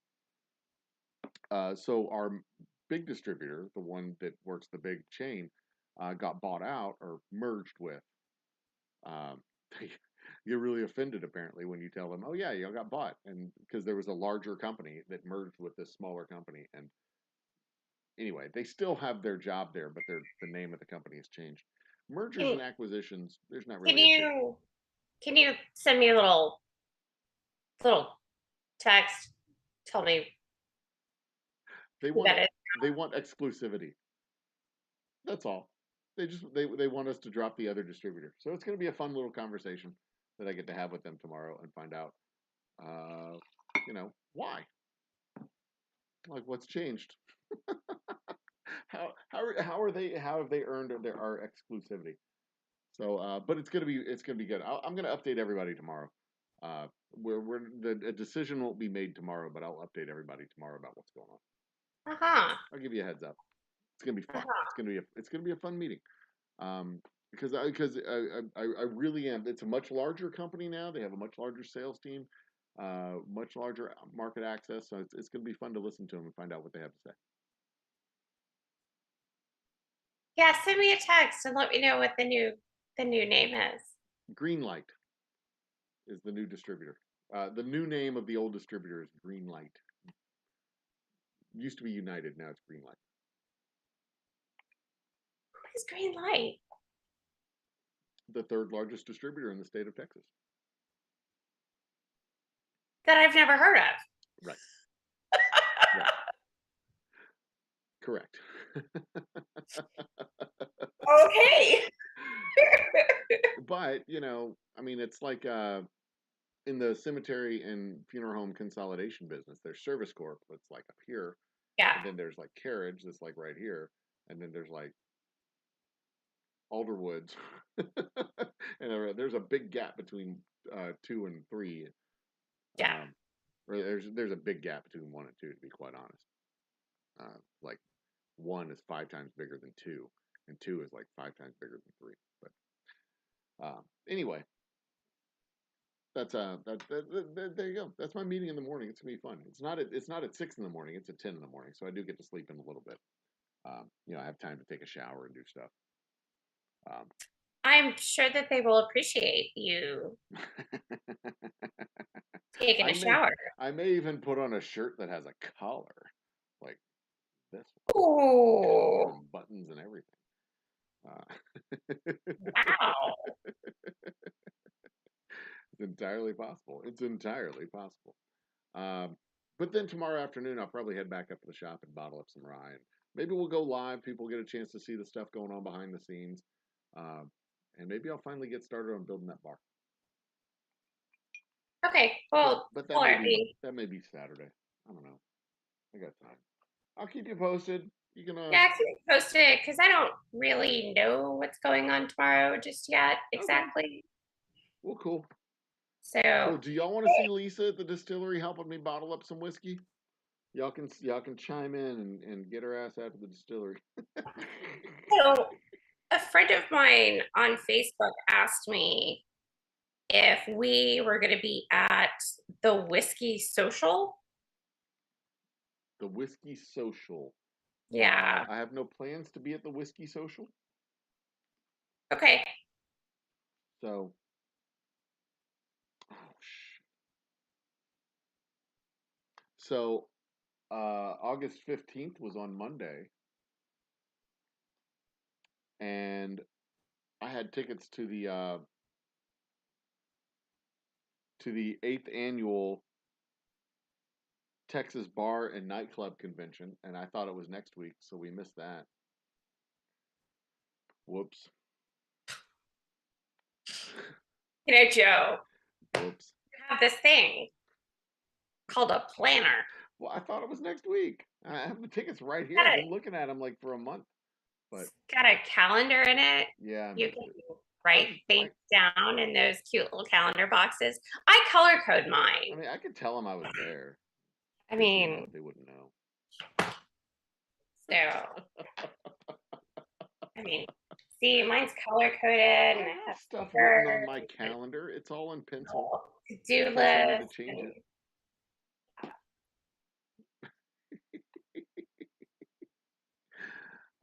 In case I have to change it.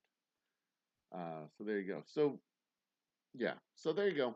All right, Lise. Well, get some sleep. I'll see you. I'll see you tomorrow. I'll talk to you tomorrow. Uh, that is definitely what's causing the problem. Let me Sounds close good. that back down. You All guys right. have a great night. All right. Bye, Lise. Bye.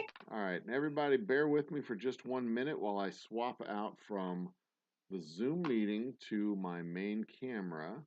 1, 2, 3. Where's my main camera here?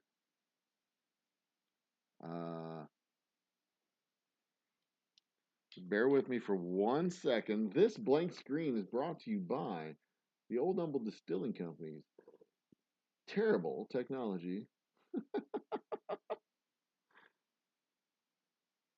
Did this do it? Yay, there it is. Looky there. And I can even open up my chat window, I believe. Where's the chat window? Let's get the chat window opened up. See, the interesting thing about there it is. We got chat. We got window. The way the distribution system works in the state of Texas is it's a 3-tier distribution system. So you have your producers, that's us. You have your distributors, that's the middleman, and then you have your retailers, that's the 3rd tier. And you're not supposed to be connecting the two any part of the 3-tier. The 3 tiers are supposed to be very separate forever and ever. But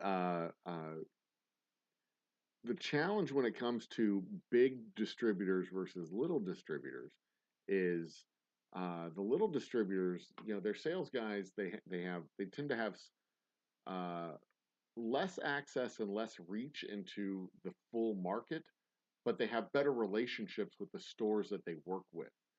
Uh, and they tend to be able to get whiskey on the shelves. They tend to be able to get their liquor on the shelves in these stores that they work with. Meanwhile, on the flip side of that is the larger companies like the 2 biggest companies are Glacier and Republic. The 2 big companies and they have national reach. Southern Glacier is a national. It's a company with national reach. Republic has a national reach.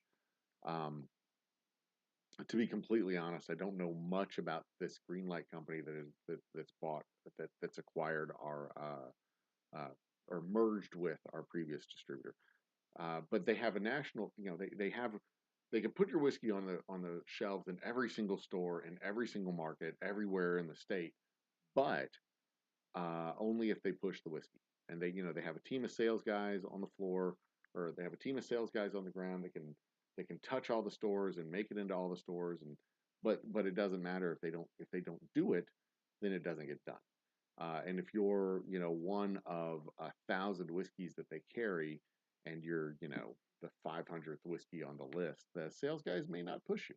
So you may get lost in the rush of all the whiskeys and all the products that they have in their portfolio versus a smaller distributor that can have 20 whiskeys in their portfolio, and you're one of 20 versus, uh, you know, they have 1,000 in their portfolio, and you're one of 1,000, and that 1,000 includes brands like Jameson's or Wild Turkey or Knob Creek, or name the national brand whiskey that you fall behind. So it's a question of size and access versus quality and actual attention.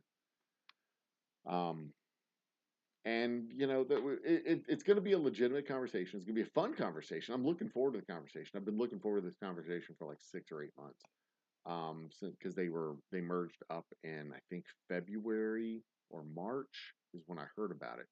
So I'm kind of looking forward to the conversation. I really do want to know more about what they offer and whether it's the right fit. So this is some of the behind the scenes shit that happens when you're working in this industry and in this field. It's some of the behind the scenes stuff. Uh, it's a lot of mechanics and metrics that most people don't ever think about, and it doesn't normally affect anybody any way, shape, or form. It doesn't affect the flavor of the whiskey. It generally doesn't affect the price of the whiskey. It mostly just affects the availability of it and the reach that we can get into the market. Because there's some stores that they've just never heard of some of the smaller distributors, because the smaller distributors don't have the resources to get to every single store in the country or in the state. So it's a reality that we get to deal with and work with, and we have to navigate that balancing act and make sure that we do the best for it. So it's not just a function of obvious. I mean the logical initial assumption is obviously you drop the small guy and you go with the big guy, right?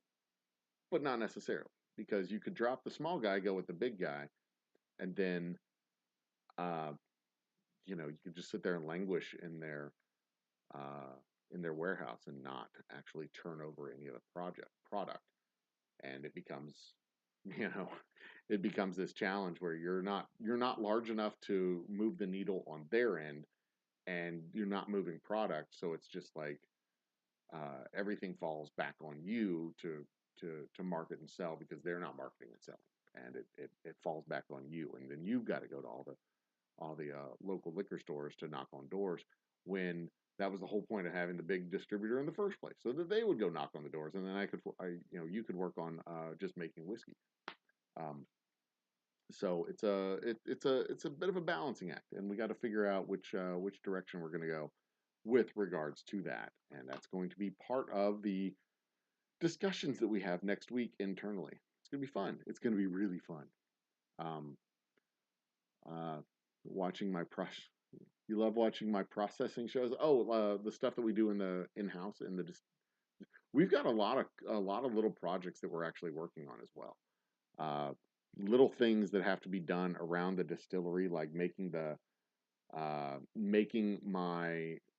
bar, and building out, uh, just building things out, making things happen, setting things up. There's some cabinets that I want to build with our barrels that I want to do that project at some point, where we literally cut a barrel in half and put in some hinges on the one side and some latches on the other, so we can kind of open it up like a clamshell and put some shelves on the inside. That's one of those things I want to do. Um, and now that I have some barrels laying around, I can do it. I have a barrel filling day that I'm going to be live streaming when we get our bourbon into the shop. We got barrel curing day that I need to do. We got a whole bunch of just like little things that need to be done. And now that the weather is coming in our favor, we can do a lot of that stuff. Um, Lisa's over organized like you. Mm. Did I go watch the Texans win uh, their only game of the year last? I did not watch the Texans play last week because it's a practice game, and I do not have any. I cannot be less interested in preseason football. There is there is there is no there's no re, there's no possible way that I could be less interested in preseason football. Like, I would have to take interest away from other things in order to and put it over into the lack of interest that I have in preseason football and destroy that interest in the other stuff in order to be less interested in preseason football. I mean, the starters come out and they play 3 snaps and they go back to the sideline, and then that's it. We're watching second and third string players practice. I ain't interested in that shit. They're pointless games. They're meaningless games. It's just it could not be a larger waste of time. I don't like fantasy football. I don't like doing fantasy football. I find that to be extremely annoying. I am a Texans fan. I will watch the Texans play uh, when they're not playing like shit. I don't like to watch them play like shit. I can watch football. I can watch any football team play like shit. I don't want to watch my football team play like shit. I'm a University of Houston football Cougars fan. Um, I'll watch them play, but again, I'm not going to go watch their practice. I am not a football practice fan. That annoys me. I can't watch that. But I am a fan of watching Deshaun Watson flush his career down the toilet in Cleveland. I'm going to enjoy watching that in what 11 games when he comes back into the 12th game. I'm going to enjoy watching him play poorly in Cleveland and then retire as an afterthought in the league because he's just a dirtbag. He's getting what he deserves over there. Not saying anything. The break in this break is brought to you by your Burger King. We're actually so good we surprised ourselves. That's a good one, Bacon. My biggest complaint that I have with Burger King's burgers is that their actual buns are so thick and doughy. I don't like their buns. I like their burgers. Their burgers are just fine, but their buns are so bready. They're so just thick and bready. I don't like their buns. Um, that's the only issue I have with Burger King. Otherwise, I like Burger King. They're fine. Their meat is probably the best. And they're the like legitimately best burger patty in the fast food world.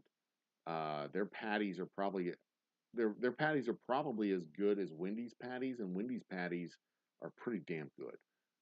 And their bread is not too bready over at Wendy's. Jack in the Box is kind of in the same boat. They probably have as good a patty, but their bread is also very thick and dry.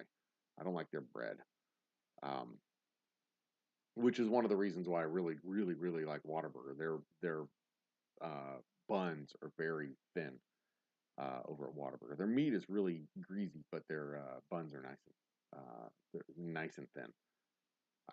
I like them. I like big buns, but uh, the Whataburger buns they don't get in the way. I like that. He's not playing Metallica. He went into Mark's room and announced he was going live. Who? Wait, what? Okay, I missed something about that. Bimbo is doing Bimbo. Oh, he's doing a live stream. Who's doing a live stream? Um, who is the who's that twit? Wait, what? What did I miss? Oh, LeClaire. There we go. LeClaire is on doing Metallica, and apparently LeClaire is a twit. He's sitting there not saying anything. I have to stitch together this conversation. Um, he's doing a live stream on Metallica. He's sitting there not saying anything. Uh, Fascinating. Um, he's not playing Metallica. He went into Mark's stream and announced that he was going live. Mark told me he was not cool, so now I guess he's waiting on people to show up to his live stream. Y'all want to do a raid over on his show? I don't know. Oh no, I guess if he's a tool, we shouldn't do a raid. Uh, Thank you, Easy Street, for reminding people to hit the button and do all the things. I appreciate that. Um, just don't lose the tape. Okay. Um, Must watch. 100% Coachism was at. Oh, Coachism. Coach was at the game. He's local. He's a Houston guy. I didn't know he was a Houston guy. Or maybe I did know he was a Houston guy, and I just forgot. I can't remember. Um, no, I did not watch the Texans last year at all. They were dreadful. I read about them. I listened to a couple of games, but I didn't watch them. It's I find it really hard to watch NFL football, especially when the team's doing badly, because the game goes so damn slow. They play three downs, cut to a commercial, come back, kick the ball, cut to a commercial, come back, play three downs, go to a commercial, kick the ball, come back. Uh, uh, I mean, it's just like, ugh, it's so many freaking commercials. And then I always fall asleep in the third quarter. Um, always fall asleep in the third quarter because the game slows down even more in the third quarter, and I just kind of doze off and fall asleep. But it's just like, it's so hard to watch the freaking game. Uh, of course, we have a DVR, or we have access to a DVR. So when we watch the games, I'll usually put it on a 15 or 20-minute delay so we can fast forward through all that shit. We still only get into the early part of the second quarter because of all the fucking nonsense that they have. But the game just moves so slow, moves so damn slow. College football moves faster. It's a little bit more fun, a little bit easier to watch. Um, so there you go. Um, you don't have Jack in the Box in Florida? Really? I guess, yeah, I guess Hardee's is pretty much the same thing as Jack in the Box. We have some Hardee's here in Houston as well, and I guess they are pretty much the same thing. Is are the Texans losing right now, 55 nothing? Is that what they're doing right now? Are they playing today? Is that what's happening? I'm so out of touch with sports ball right now. I am 100% invested in uh, baseball. And the Houston Astros today beat the absolute piss out of the White Sox. Dropped a 21-5, just dick slap on them. Just beat them, um, uh, beat them like they stole something. Um, Someone who sad trolls, pouts and cries when he can't go, or stays on topic. Like, huh? Panel shows. All right, this is one of the reasons why I don't do panel shows. Um, they're tricky to pull off, for one, because you get a bunch of people on, and it's hard to, it, as the host, you need to be able to moderate as host and keep everybody on topic. And it's if everybody's not able to participate and contribute, you have nine people up on the screen, and like two people are talking. So then like seven people are just sitting there. But as host, you've got to try and be able to direct the conversation. Like, you present a question and then you try and get input from everybody on the panel, but not everybody always has something to input, and it's not always um, a well curated panel, and it's really hard as a host if you have random people coming up onto the panel to have a well curated panel. Anytime I've got guests coming on the show, I usually invite these people in. Like, you know the topic, come on in. You know the topic, come on in. And we have a topic, and we have a focus of the conversation, and something to kind of drive the conversation and keep things going in the right direction, as opposed to just most of these panel shows that we see, where it's just like, you know, uh, come join me. And then they sit there and they like, so how are you doing today? Oh, it's great. And I went and mowed my lawn today. Oh, that's good. I'm glad you mowed your lawn. Was the grass really thick? Yeah, the grass was really thick. And we had to do some stuff to the fence post. Oh, you had to fix the fence post too. Like, nobody gives a shit about you mowing your lawn. I mean, it's a cool conversation, among friends, and it's neat to see that. And during the pandemic, we needed that. We needed that interaction between other people because we didn't have other people to talk to. We were stuck in our house, so we do panel shows and we're just talking to people on panels. I thoroughly enjoy going on people's panels and chatting and getting to know them and enjoying themselves and enjoying their company. It's a fun show to be a part of. Um, but it doesn't have to be streamed on the YouTubes. You're part of the panel, and you're just having a conversation. You're talking about stuff, and it's not. Um, it's a challenging. It's a type of show that's very challenging to do, and you know it's a good show. It's a good show for certain folks in certain formats and certain channels. I can't do it. I don't. I don't feel comfortable trying to moderate the different conversations and keep things going in a certain direction. Uh, I feel I get uncomfortable when the conversation is just going wherever it's going to go. It's much easier to read chat and talk back and forth with chat and continue the conversation that way, because I can kind of keep chat going in a certain direction uh, most of the time, and it kind of tends to go into a certain tends to go in a certain direction. It tends to say topical-ish, topic, or at least topic adjacent, if we have a topic to discuss. Um, and yeah, Bimbo, I've seen your show. You have a set panel and a set topic, and it is exactly, and that's exactly uh, the way to do it. You do it. You run a tight ship. You run a tight show, and it's really it's fun to watch when I get a chance to watch it. Um, and I don't get a chance to watch it very often, but it is fun to watch. And you're very welcome, Jen. You've been here enough. You've earned it. Um, yeah, exactly. When you have and also doing an outline for a panel is a little bit more work than I have a tendency to put in. And me and Lisa, when we have our shows together, we already have a rough structure of the show, and we work together really well. So it's we don't have to do a whole lot of pre prep. But I'm also not really 100% confident on my computer's ability to bring in 6 or 7 people. But you know, oh, and I figured out why Zoom is doing what Zoom does.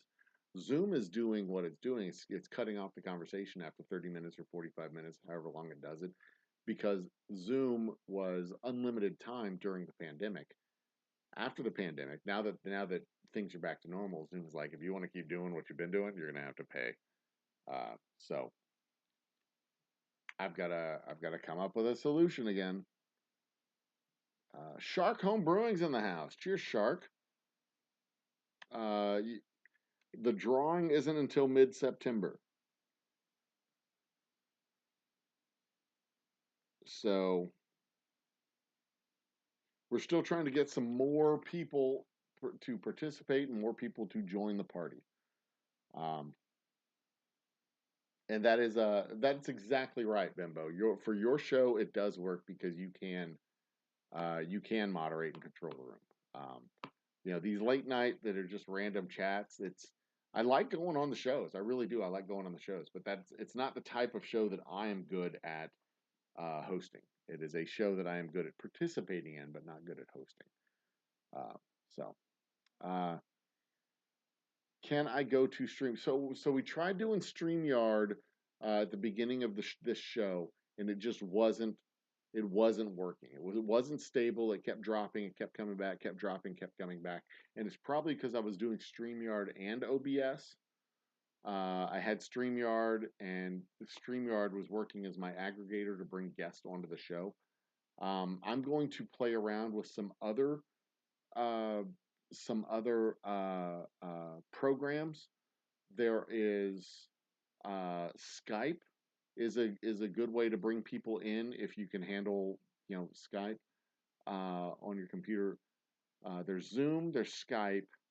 There's also a website called Ninja that works with OBS Ninja.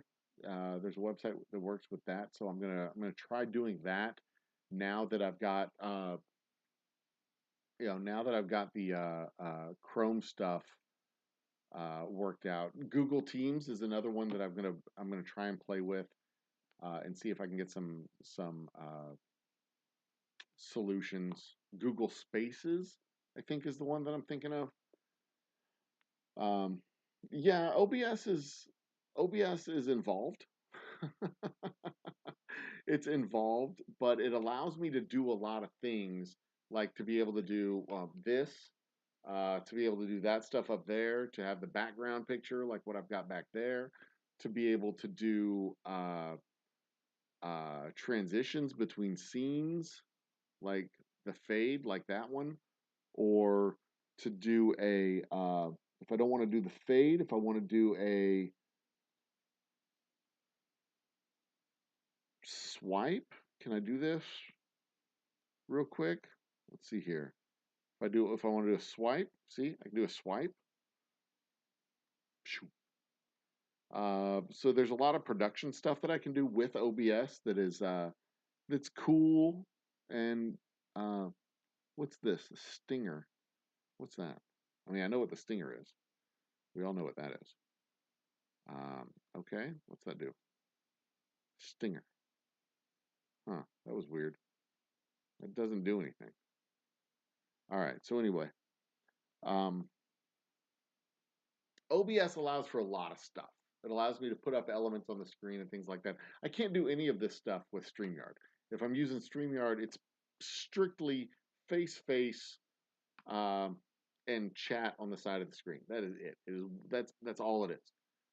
Strictly face-face, and I see my chat, and I can put up the chat comments, and that's it. That's all of it. I lose all this functionality and screen visibility and all that stuff. Now, if I decided to go full StreamYard for our trivia nights, I mean that's a possibility. That's a possibility, something to consider. But you know, there's the amount of time that you're allowed to stream out, the amount of stuff you can save. Um, I haven't used StreamYard's platform. I've used Restream as a tool to send my stream out to multiple locations at the same time. But maybe I'll try that. I'll write it down. Restream and Prism. That's a good one. So, and I would love to come on your channel as well, Bimbo. Send me an email. Let's schedule a day ahead of time, and I'll write it down on my planner, and I'll make sure I am around for that day, and I will sit down and we will do a show. Happy to do so. And OBS has the capacity to be complex. I started off with something real simple. It was when I started OBS, it was just really straight up. Uh, it when I started with OBS, it was just this. That was it. Oops, let's transform this and make it the right size. Fit to screen. That was it. This is what I started off with OBS. It was that. Just camera, thing, done. We're posting. Go. This is how my OBS life started. And then I started adding things to make it custom. Oops. 1280 by 720, that one? Yeah, there we go. I started adding things like logos and chat and, you know, titles and all kinds of other stuff. I started adding stuff to it. And, yeah, you know, you don't start off with a finished product. You start off with what you start off with what you can do. And then you start adding things progressively as time goes on, like that spinning logo over there. What? There we go. Move you over here. Let's make this a little bit bigger. I changed the resolution of my camera. Let's make it a little bit bigger. Put it right here. No, let's put it right here. There we go. That's where I want it to be. So yeah, I mean that's you know that's how you, or at least that's how I do these things. I steadily piecemeal, item by item, bit by bit, add more in so that it becomes better, more complex, more interesting, more fun to see. Um, Uh, talking about how you will manage chat when you have a couple thousand. Yeah, so when I have a couple thousand people in chat, I'm not going to manage chat. I'm gonna see the chat come through, and I'm gonna pick out a couple of names to notice and mention and comment through as it's going. Um, I don't know if this format of show works really well with thousands of people in chat. Um, it's harder to do that. I mean, I know there's a local. I've been thinking about this dude the last few days. Uh, there's a local comedian, former radio guy. Still, I guess he still does some radio stuff. He lost his radio gig at the beginning of the pandemic, and he moved his stuff over to YouTube and Twitch, and monetized it over here on the YouTubes. And he gets 100 or so people on in chat while he's doing his show. Actually, I don't know how many people he has in his show when he does his chat because I haven't watched it in a while. Because he does his show in the middle of the day, the same time he used to do his radio show. Um, so let's see here. When I look at his shows, his last live stream was. Where is his live? Oops, go away. Where are his live shows? His last live show, episode number 529. NFL and NFLPA agree on new Deshaun Watson. That was 5 hours ago, 5 views, 17 views. Hour and 46, 17. Okay, so he gets a couple dozen people on his shows while he's doing a show. Um, it's a topical sports show. He wanted, or I offered him. He drinks Crown on his show. I offered him. This is why I've been thinking about him the last few days. I offered him the opportunity to have uh, free whiskey for the rest of the year. I was going to supply him with a case of whiskey, a bottle a month, a couple of cases. If he needed another case, I would offer him another case so he'd have all the whiskey he needs for the entire calendar year in conjunction with the release of my Double Oak Rye. And he said, "No, I want money. I'm down for cash sponsorships, not product sponsorships." I'm like, "Okay, well that's cool, no problem." So, how much does Crown Royal give you for their show, or for you giving them advertising on their show? Because you drink Crown and Coke on your show, how much does Crown give you? He's like, "Oh, they don't give me anything. I enjoy their whiskey. Also, neither does Nike. I wear their shoes, or Adidas. I wear their shirts. It's all about authenticity." I'm like, okay, well, authenticity, if that's what you want to talk about, that's fine. I'm not going to pay you to drink my whiskey and be authentic and act like you enjoy it. Uh, but what I am seriously considering doing is activating my AdSense account, reactivating my AdSense account, and advertising on his show and putting 15-second commercial spots before his show. It won't cost me a lot because he doesn't have a lot of people on the live.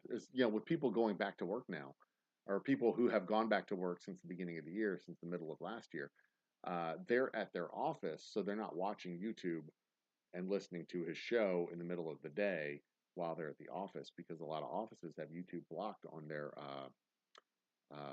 firewalls. So the thought being, being a clever business guy as I am and a clever marketer that I am, if I want to reach his audience, one of the ways I can reach his audience is just advertising directly to them and going around him and targeting his show as an outlet for some of my commercials. Big brain. He'd still get paid. He'd get paid 50 cents for every dollar that he uh, let's see, he gets 8 cents per 1,000 clicks, I think, or for 1,000 views, clicks per click per 1,000 views, something like that. So eventually he'll get half of that. That would be fun. I think I'm seriously. The more I think about it, the more I'm considering doing it. Speaking of emails, have you checked the website contact info? I said you did, yes, Jen. I do remember seeing that. I remember seeing that come through. I haven't had a chance to respond yet. I've got you're on my list to be you, Shark Home Brewing, and I've got a couple other people. I need to, I've been running around doing all these tastings and a bunch of other stuff. I will be getting back to you. I promise. Cross my heart. I'll be getting back to you, promise. And yeah, Bimbo. Corey Slater's in the house. Let me add that name to the list. Corey Slater goes on the wheel. Slater on the wheel of doom and glory. Bum bum bum. Um, and not for the first time either. Welcome back, I might add. Uh, but yes, Bembo, trial and error is exactly, and that's one of the things I like about OBS as the platform is that I can do things with it. I mean, StreamYard, when I was using StreamYard, it was simple. It was easy. You just open it up and we're in. We're on. Hit go live and you're live. That's it. I can schedule out shows, several shows in advance, and I hit the button and we're in. Just like that. The camera set up, but I didn't have. I couldn't have my counter. I didn't have my titles. I didn't have my backgrounds. I didn't have my little spinny logo over there. I, there was a whole lot of stuff that I just didn't. I didn't have, and I couldn't do, and I didn't have the versatility, and it was just. Um, yeah, I just yeah, it kind of started bothering me a little bit because I wanted to, do more with the production that I was doing, and I couldn't do as much as I wanted to do. Um, so there you go. Who is Friday, August 20? Oh, the Who, the band. I'm like, who is who? I don't know who the fuck Friday is. Um,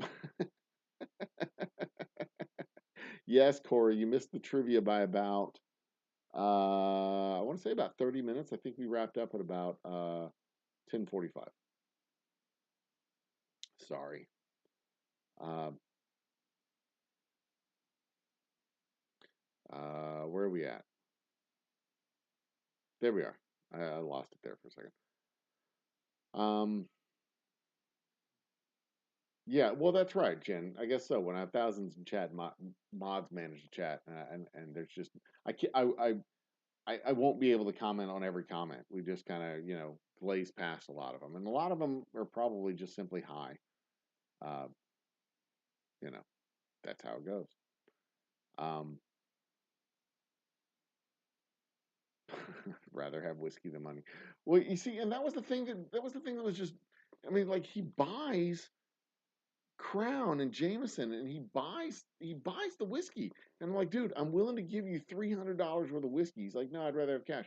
Well, like, I don't want to give you cash and just have you talk it. I would rather you just drink it and talk about whatever. I'm willing to instead of giving you $300 to go buy other whiskey, I would rather you just take mine and then have $300 to go do whatever the hell else you want. Free up $300 of your funds to go do whatever else you want.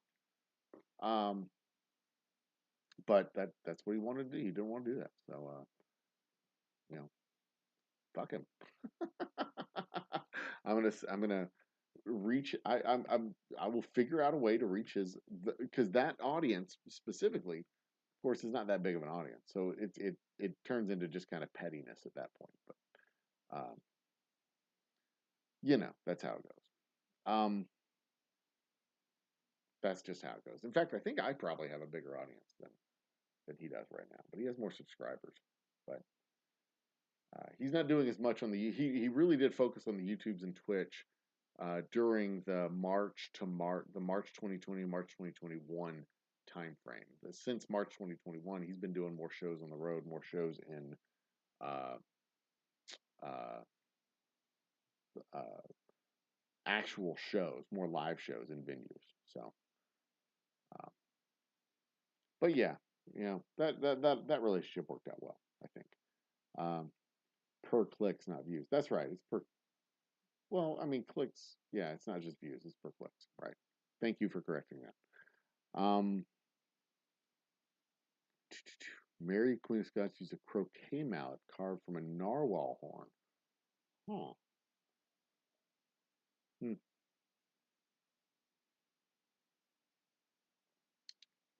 Yeah, the contact form isn't acting up. I got your email. I just haven't answered it yet. I'm really bad about that sometimes. Um, there we go. Um, They're not horns. I think they're actually teeth, if I recall, when it comes to narwhal horns. Yeah, there it is, an outward tooth. Vanessa Kitty's back in the house. Cheers, Vanessa Kitty. Um, it's Chinatown. It's a great movie, by the way. Um, something, something rotten. Is something rotten in Chinatown? Or is it just Chinatown? Anyway, um, yes, you did miss the trivia. Vanessa was here for a moment right before trivia started, but then she left when trivia started. Uh, almost done with one pattern piece. What are you sewing, Vanessa? That sounds interesting. Pattern that matches old pattern. I could have. Oh, so it's leathercraft. Oh, see, I wish I was. I wish I knew a laser cut acrylic pattern. Fascinating. I wish I had a laser cutter. I really do. But I wish I knew how to. I wish I had a reason to know how to do leather crafting. I don't have any reason to do leather crafting. So I can't, other than just for like pure entertainment. But you know, I am a man of many hobbies. If we go back over my hobbies that I've had since the beginning of college, I've got homebrewing beer, homebrewing wine. I've done uh, painting. I've done charcoal drawing. I've done metallurgy, where I've built a forge in my backyard and melted down aluminum and aluminum cans, made some aluminum bars out of that, made some, did a melt with some brass for, uh, I was using used bullet casings. And melted down the brass and the bullet casings, the bronze and the bullet castings. I never got around to doing copper. I always wanted, that was the goal. I wanted to do I wanted to do copper, melt down copper. Um, guitar, harmonica, played trumpet in high school. Running, cycling, bicycling. Had a motorcycle for a while. That was a hobby that I had. Knife making. I handcrafted several knives. Um, astronomy.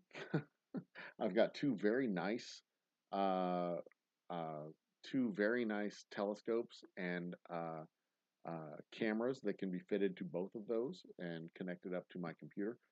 I could theoretically live stream a uh, moon gazing night. Theoretically, huh? Maybe I'll work on that one night. See if I can actually pull that off because that'd be kind of cool. Um, electronics. I dabbled with building circuitry and electronics for a while, but and sewing. I did sewing for a while, where I actually sewed together several patterns for some different crafts. I actually made my own kilt, uh, but there you go. I've had several, but I've never done leather crafting. That was always a hobby that I've wanted to do, but never had a reason to do. Um, It's just like what am I going to do with anything that I make out of leather? It's impractical. It doesn't make any sense. Wood burning was another one that I've done. I have a wood burning kit over here that I've done. Um, anyway, so yeah, black rabbit and suede mask. Ooh, oh, rabbitry. I was a rabbit husband, a rabbit farmer for about a year until my buck died, and then I was just uh, I had a freezer full of rabbit meat, and then my buck died. And we ate all the meat, and then finally the doe died, and yeah, that was it. I haven't replaced the rabbits with anything for a while. Gardening was a hobby that I did for a while. Did a lot of just hobbies that kept myself occupied. And then I went to school, got my MBA, and focused on making whiskey. There you go. I don't read nearly as much as I used to. Um, I've heard about having a laser, leather tripod stool seat is an equilateral triangle with rounded corners. Ooh, that would be a good idea. The corner pockets on the side of each corner from pockets like that would be very cool. Yeah, I could do. That's not a bad idea. Build leather stools for the distillery. Leather seated stools, tripod stools. Huh. Can you pick up the stool? Um, I bet I could do that too. Huh. As like furniture in the distillery. I bet I could pull that off. Gearing up towards the mask for hopefully before winter. That's cool. I mean I just get a kick out of watching leatherwork videos and yeah, all kinds of fun stuff. Okay, we can help you in your leathercraft. Bag seats, campaign chairs. Oh man, all kinds of stuff. Um, one of a lot of leather and suede from skirts and coats. So where do you go dumpster diving to find leather and suede? Uh, catches of leather and suede. Do you got to go behind like a clothing store, a furniture store, a upholstery store, fabric store, something like that, maybe? Hmm. I bet that makes sense. That's probably exactly where you need to go. Yeah. Okay. Drawing, writing comics. That's awesome. Being a band, music, reading, writing, selling sci-fi. Fascinating. The different going between hobbies. Uh, you know, it's not for me. It's not necessarily the hobby itself. It's the challenge of learning something new. The challenge of becoming not an expert necessarily, but just competent, conversationally competent in a thing. You know, I'm not good. I don't think I'm good at painting, but being conversationally competent in the artistic process. I'm not good at woodworks in the least. If y'all, the tables that I made, if y'all watch me make the tables at the distillery, you could see like I kind of stumble my way through the process. I can put it together pretty okay, but I kind of stumble my way through the process. When I start the build on the bar that I've been talking about, I'll get the thing put together. It'll be pretty. It'll be solid. It'll be fairly rudimentary. It's not going to be gilded with you know panels and glasswork and metal finishings and doodads and whatnots and thingamajigs. But it'll work. It'll be functional. It'll look nice enough, and it'll work. It'll function, and it'll look nice enough in the bar at the distillery. But I'm not an expert. I don't have the tools for it. I don't have the skill set for it. But I'm curious and I'm interested, and I definitely want to try and make it. Uh, I definitely want to be competent in the activity that I'm working on. So I'll practice and I'll work on it, and I'll do things wrong, and then I'll try and fix it, and I'll try and fix it again, and then I'll look at it and go, huh, this is how I could do this better. And then the next time I do it, not that I think I'll be making another bar anytime soon, but the next time I do it, I'll look at it and go, okay, this is how I can do it better. So that's what I like about hobbies. It's a low risk way of learning how to use your hands and use your brain and use new skills. Um, so there you go. Queen's University, every year the students would move back home and leave their crap on the sidewalk every year. Well, there you go. Um, Publisher comments, great art, great writing. Leather store, Tandy leather, Springfield leather, Buckle Guy, Montana leather, Weaver leather. That makes sense. Furnish whole apartments with the stuff they threw away, I bet. Bridal leather? Wait, what? What? When you say bridal leather, do you mean the bridle on the horse that goes on its head, or do you mean bridal leather like for matrimony leather? The the groom and his bride, and underneath the dress is her leather, unmentionables. I think you mean the bridle, the horse bridle, right? I think that's what you mean. I'm gonna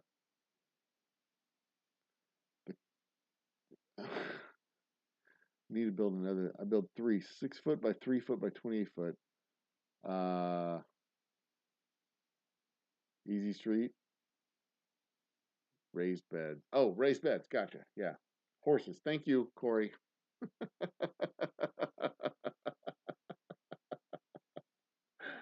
I mean, but it could have been, the matrimonial leather. I mean, especially when it's on YouTube and we're looking in chat. I mean, y'all can be into anything. I don't know. I've learned not to make assumptions. 100 years ago, I do not make assumptions. When somebody says bridal leather, it could absolutely be. Moose cow is in the house. When you say bridal leather, it could absolutely be matrimonial leather for the evening after the ceremony, so to speak. Moose cow has been added to the wheel of doom and glory for another time. You already have several slices, and now you have a new slice, Moose Gal. Welcome to the party. Leather types tan, and I did. I tanned the rabbit hides that I harvested when I harvested my bunnies. I tanned the furs, and I don't remember what happened to those furs. I think they. I don't know what I did with those things. I don't remember. I don't remember what I did with those things. I had 4. My first batch of 4 I kept, I tanned, and they were no, I think what happened is they dried out. They actually dried out. I didn't tan them right. They dried out, and they what no, I don't know what happened to them. Maybe they got damaged in the garage. I don't know what happened to them, but I had 3 furs and I lost them. I don't have them anymore. So there you go. The bridal dyed hot stuffed and waxed with oils after tanning. Yeah, yeah. That was another thing I did. I learned how to uh, dress, how to dress, harvest and dress the rabbits, and then tan the hides that I harvested from them. So, um, yes, we're a kinky bunch. Uh, more finished than harness leather is bridal dyed. Okay. Um, what did I make from the? Oh, I like that. That's what I said. I lost them. I didn't make anything from the first. I had 3 of them. The second batch that I did, the tanning process or the curing process, whatever it is, failed, and they it was I don't remember what happened, but like they disintegrated in the water. I think I used too much of some kind of solution. I did it quite wrong. And then the third batch that I had, uh, I didn't get the third batch into, like I harvested them, but I didn't get them into the tanning solution soon enough, so they rotted, or they had bugs. I can't remember what it was, but I threw them away, and then I just stopped. But I learned how to do it. I did it one time successfully, one time I failed, and the third time I didn't get around to doing it. And then I think I had one more batch of rabbits that I harvested after that. I think I only did 4 batches of rabbits that year, and then the buck died. So, um, oh yeah, rabbits are great. They're really easy to skin. They're really easy to clean. The first time I harvested the rabbits, I set up this little uh, abattoir in my garage to do the harvesting. Right, so I set it up with plywood, plastic, hooks, so that I had everything set. Um, Bonked the rabbit on the head, killed it, wrung his neck, set it up there, did the thing, pulled, sleeved it, pulled the fur down, um, and this is such an awesome, weird fucking thing. So what happens when there's still electric current flowing, the muscles still twitch, right? And if you can stimulate the muscles and they'll still twitch, right? So I had this skinned rabbit hanging on the wall, and I was spraying it with water to clean it off. All the viscera had been pulled out, the fur had been. So what you do when you skin a rabbit is you cut it around the ankles, right? Uh, you go through the cloaca, you go down the belly, and then you take the fur and you just kind of pull it down to the neck, as and then you snip the neck, and you pull the fur off. The head goes in the trash. The fur goes over here, and you basically have a sleeve of rabbit fur, right? Um, and then you cut open the belly, you pull out the viscera, toss that in the trash, and now you have the clean meat, and you can spray the meat off and toss it in your cooler. Boom, that's it. It's very simple, very easy. So when I sprayed the meat off, this rabbit has had head snipped off, like everything's clean. I'm spraying the meat off, but when the cold water hit the meat, this is how fresh it was. Cold water hits the meat, it starts like twitching, and I was like, "Holy shit!" And the first thing that goes through my mind was, "Holy shit, is this rabbit not dead?" But the rabbit had to be dead because it didn't have skin, it didn't have, it didn't have a head, it didn't have viscera, like it had been cleaned out. But once the shock wore off, like it was immediate, like shock and panic, like holy shit. But then, when the cooler head prevailed, and I'm going looking at it, like this is fascinating, and I spray it again, and like it clutches up and it twitches. It was absolutely fascinating. Um, don't recommend it for everybody. It's not something for everybody. It's something that I did when the kids and my wife were gone. But it is absolutely fascinating. Absolutely fascinating. Um, you made muckluck mittens and hats from the bunnies in Alaska. Yeah. Um, very cool. Rabbit tastes like it's a very lean white meat. It tastes a lot like, I think it tastes a lot like chicken. It tastes a lot like white meat, breast meat, chicken's breast meat. Um, that's what I think it tastes like. But it also takes on the flavor of pretty much whatever you cook it in. So if you cook it in uh, chicken broth, it tastes a lot like chicken. If you cook it in cream of mushrooms, it tastes a lot creamier. Um, yeah. I've only ever hunted one rabbit, Vanessa. I used to go hunting with my dad a lot. We were down on the border in Harlingen, and I'm hunting dove. I had shot a bird, and I was heading to the bird in the field. Um, and a rabbit jumped up at my foot. Two rabbits jumped up right at my feet, came out of the bush, and took off across the field. I shot one of them, missed the other one, uh, and ended up picking up my rabbit and my bird. And we took that rabbit home, and I ate that rabbit with friends. A couple of weeks later, it was a delicious meal, absolutely fantastic meal. Wild jackrabbit on a bed of wild rice, celery, and carrots, and it was and cream of mushroom, and it was so good. Oh my god, it was so good. Good night, Moose Cow. Thank you for joining us for the brief time you were with us. We will see you again soon, I hope. Um, and then get a good night's sleep. Be awesome. So yeah, I did that for like a year or so. I bred rabbits. Well, like I didn't breed them; they bred each other. All I had to do was put them in the pen in the same, put them in a pen together, and they would do all the work. I just stole their babies and ate them like some kind of fucking ogre.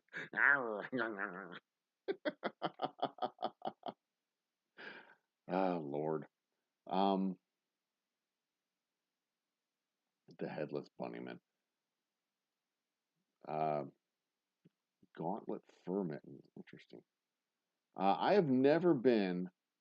I've never learned. I've never really learned how to clean a fish because I've never been good at catching fish. Every time I go fishing, I fail 100%. I have. Whenever I go fishing, I should just like take my bait, take the worms and take the crickets or whatever it is that I'm using for bait, just take them and throw them in the water, and then leave because that's basically all that I'm doing. I'm putting a worm on a hook, tossing it in the water. The worm gets taken off the hook, and then I bring it in and I put it back on put another worm on the hook and do it again. It would be way easier and way more efficient if I just went fishing and took my bait and just threw it in the pond and then left. Because that's basically what I do. Ugh, I hate fishing. I like going fishing. I just hate fishing. Uh, it's it's just dreadful. I mean, I like the peace and quiet and solitude, but I can get the peace. The frustration of failing at a thing just drives me absolutely nuts. Absolutely nuts. Um, no sleep beyond 24 hours today. Meyer beyond 36. Yikes. Earth needed a treat, but I figured out. Earth needed a treat, but I figured out too. Okay. Um, Now, I would love to go fishing and like do it well, but I mean, I've been in a target-rich environment. Catfish, going fishing for catfish in the Lake Houston over here, full of catfish. Over by the dam, where they just get fat and they sit at the bottom of the lake and they just like collect food that comes to them. I've been there. I've been at this restaurant that's on uh, the coast, the edge of the lake that's by a road. I've been there where like they pool around at the restaurant where people are feed them, and there's just scores of them. And I drop the hook in the water, and I mean that should be a place. That should be a place where you just like drop a net and you could pull up five. But no, I managed to not catch a fish in a target-rich environment. It is I'm bad. I'm really bad at fishing. Um, and it drives me absolutely nuts. Absolutely nuts. My next project that I'm going to be working on. My next long term project is a through hike of the Sam Houston National Forest here up in Huntsville, Texas, just north of Humble. It is a 90-mile hike. It'll take about 8 days, 6 to 8 days to do it. It's a 90-mile hike. I'm going to do it in January. I've got my trail guide that has my trail guide that I just got in the mail. Uh, I will unpackage that right now because I've been putting it off. Where's the damn perforation? I've been putting off doing this, opening it up. I kind of wanted to do it and announce the project, but Old Humble Distilling Company sponsoring my through hike of the Lone Star Trail, the Sam Houston National Forest. So this is my trail guide, the Lone Star Hiking Trail official trail guide that I got in the mail the other day. So it's a national forest, the official guide to the longest wilderness footpath in Texas. It's a national forest. It's about 90 miles. It goes from Huntsville to Cleveland, and I'm planning on hiking this. So this is the next big project that I'm doing. I'm not running it. I'm just walking it. 90 miles, 6 days. Should be about 6 days, maybe seven. Um, so yeah, I'm not gonna be hunting my food on the trail, but I am certainly going to be camping and building fires and doing all that stuff. That's the type of stuff that I enjoy doing. I suck at fishing, but I thoroughly enjoy hunting, hiking, outdoorsy, uh, uh, camping. Um, for a while, I kind of explored the survivalist type of stuff and what it would take to be fully off grid and fully self sustained, uh, and discovered fairly quickly that it would take a tremendous amount of effort and work, and not something that you can do when you have a real job. It is basically a full time job if you're going to be self sustaining, and then even then something could go wrong. Something could go horribly wrong, and then you are back at work just like that. Um, so yeah, so there you go. But yeah, that's my next big project. We're gonna start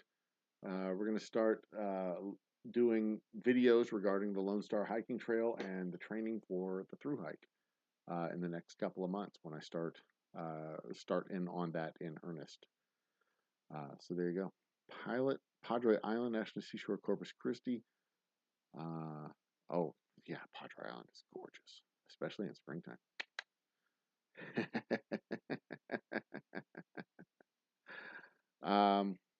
So there you go, guys. It's 11:45, 11:48. I'm gonna pull the plug on this at midnight. We're gonna go for another 10 minutes. I'm gonna pull the plug. So I guess in these 10 minutes I can do a little bit of housekeeping. Whatever announcements we have tomorrow, you could probably expect me to go live tomorrow afternoon. I've got a thing that I need to do at 8 o'clock, I believe. Yeah, I've got a thing that I need to do at 8 o'clock, a little dinner party that I'm going to go to with the family. So I'll probably, after I get home from the meeting, I'll probably go live from the distillery, do another 6 or 8 uh, cases of whiskey, maybe get started on the bar, the assembly of the bar, the cutting of the boards, getting everything set up. So you can expect another live either tomorrow, maybe Monday. I am back in stores next week, starting Monday in the Galleria store of Houston. So if you're in the Houston area and you want a sample of our whiskey, you can find me in the Galleria store on the west side of Houston on Monday. And then Tuesday, I will be in West University, which is the pretty central area of Houston. And then Wednesday, I'll be back in the Woodlands where I was at today at 5 o'clock, but I'll also be at Cinco Ranch, which is on the far west side of town from 2 to about 4:45 or so. So, uh, everybody who has been in chat, if you have seen your name in chat, I have seen your name in chat. I've got you right here on my list. You've been added to the Wheel of Doom and Glory, which will be spun in the middle of September. And that spinning of the wheel, the person whose name comes up when we spin that wheel will win this box. This box will be prettied up and nice and gorgeous looking, and you get a sample of our straight whiskey, Special Reserve Double Oak Rye, and Boomtown Bourbon. This is a very special gift pack because nobody has had all 4 of these bottles simultaneously except for me. You will have a thing that only I have ever had. Plus a cigar from a nationally recognized and world-renowned tobacconist. So you get that, and I'll even throw in a shot glass to the mix, a shot glass that looks like this. It has our logo. It's a blue shot glass with our logo on it, and it is gorgeous and delicious and wonderful and everything great. So everybody who's been in chat is on the list, plus everybody from previous shows. Patrick McGuire is on the list 4 extra times. Bimbo Barbarella and Easy Street with Gin are both on the list 2 extra times for winning first and second place, tying for second place in trivia. And I'm glad everybody's had a great time. I'm glad y'all have had a good chat. I'm glad y'all enjoyed trivia. Come back next Wednesday. I don't know what the topic is Wednesday yet. It may be an update on the militia show because I've got updates on information on the militias. It may be, I don't know. I thought of a really good topic earlier today, but I didn't write it down, so I kind of forgot it. I don't know what it'll be. I got a whole damn week before I have to decide what the topic is going to be Wednesday, and we'll probably post it up on Tuesday next week. And then what else is there? There's nothing else really at this point. There really isn't much else. So, ladies and gentlemen, brothers and sisters, children of all ages, I've got eight more minutes before I really need to shut it down. But there's no point in just rambling on for no reason. We're moving closer and closer to 700 subscribers. Militia Etheridge.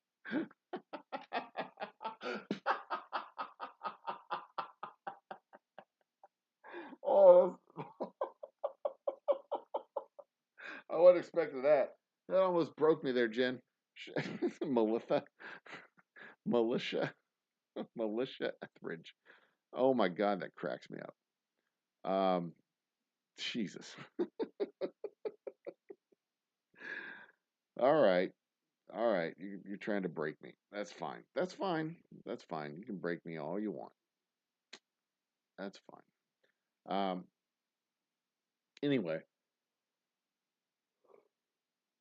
the yawns have started. All right, it's time to wrap this up. Ladies, gentlemen, brothers and sisters, children of all ages, I appreciate you joining me for trivia. I look forward to seeing you next Wednesday, next Thursday for our live streams, middle of the week. Look for our videos that we post up.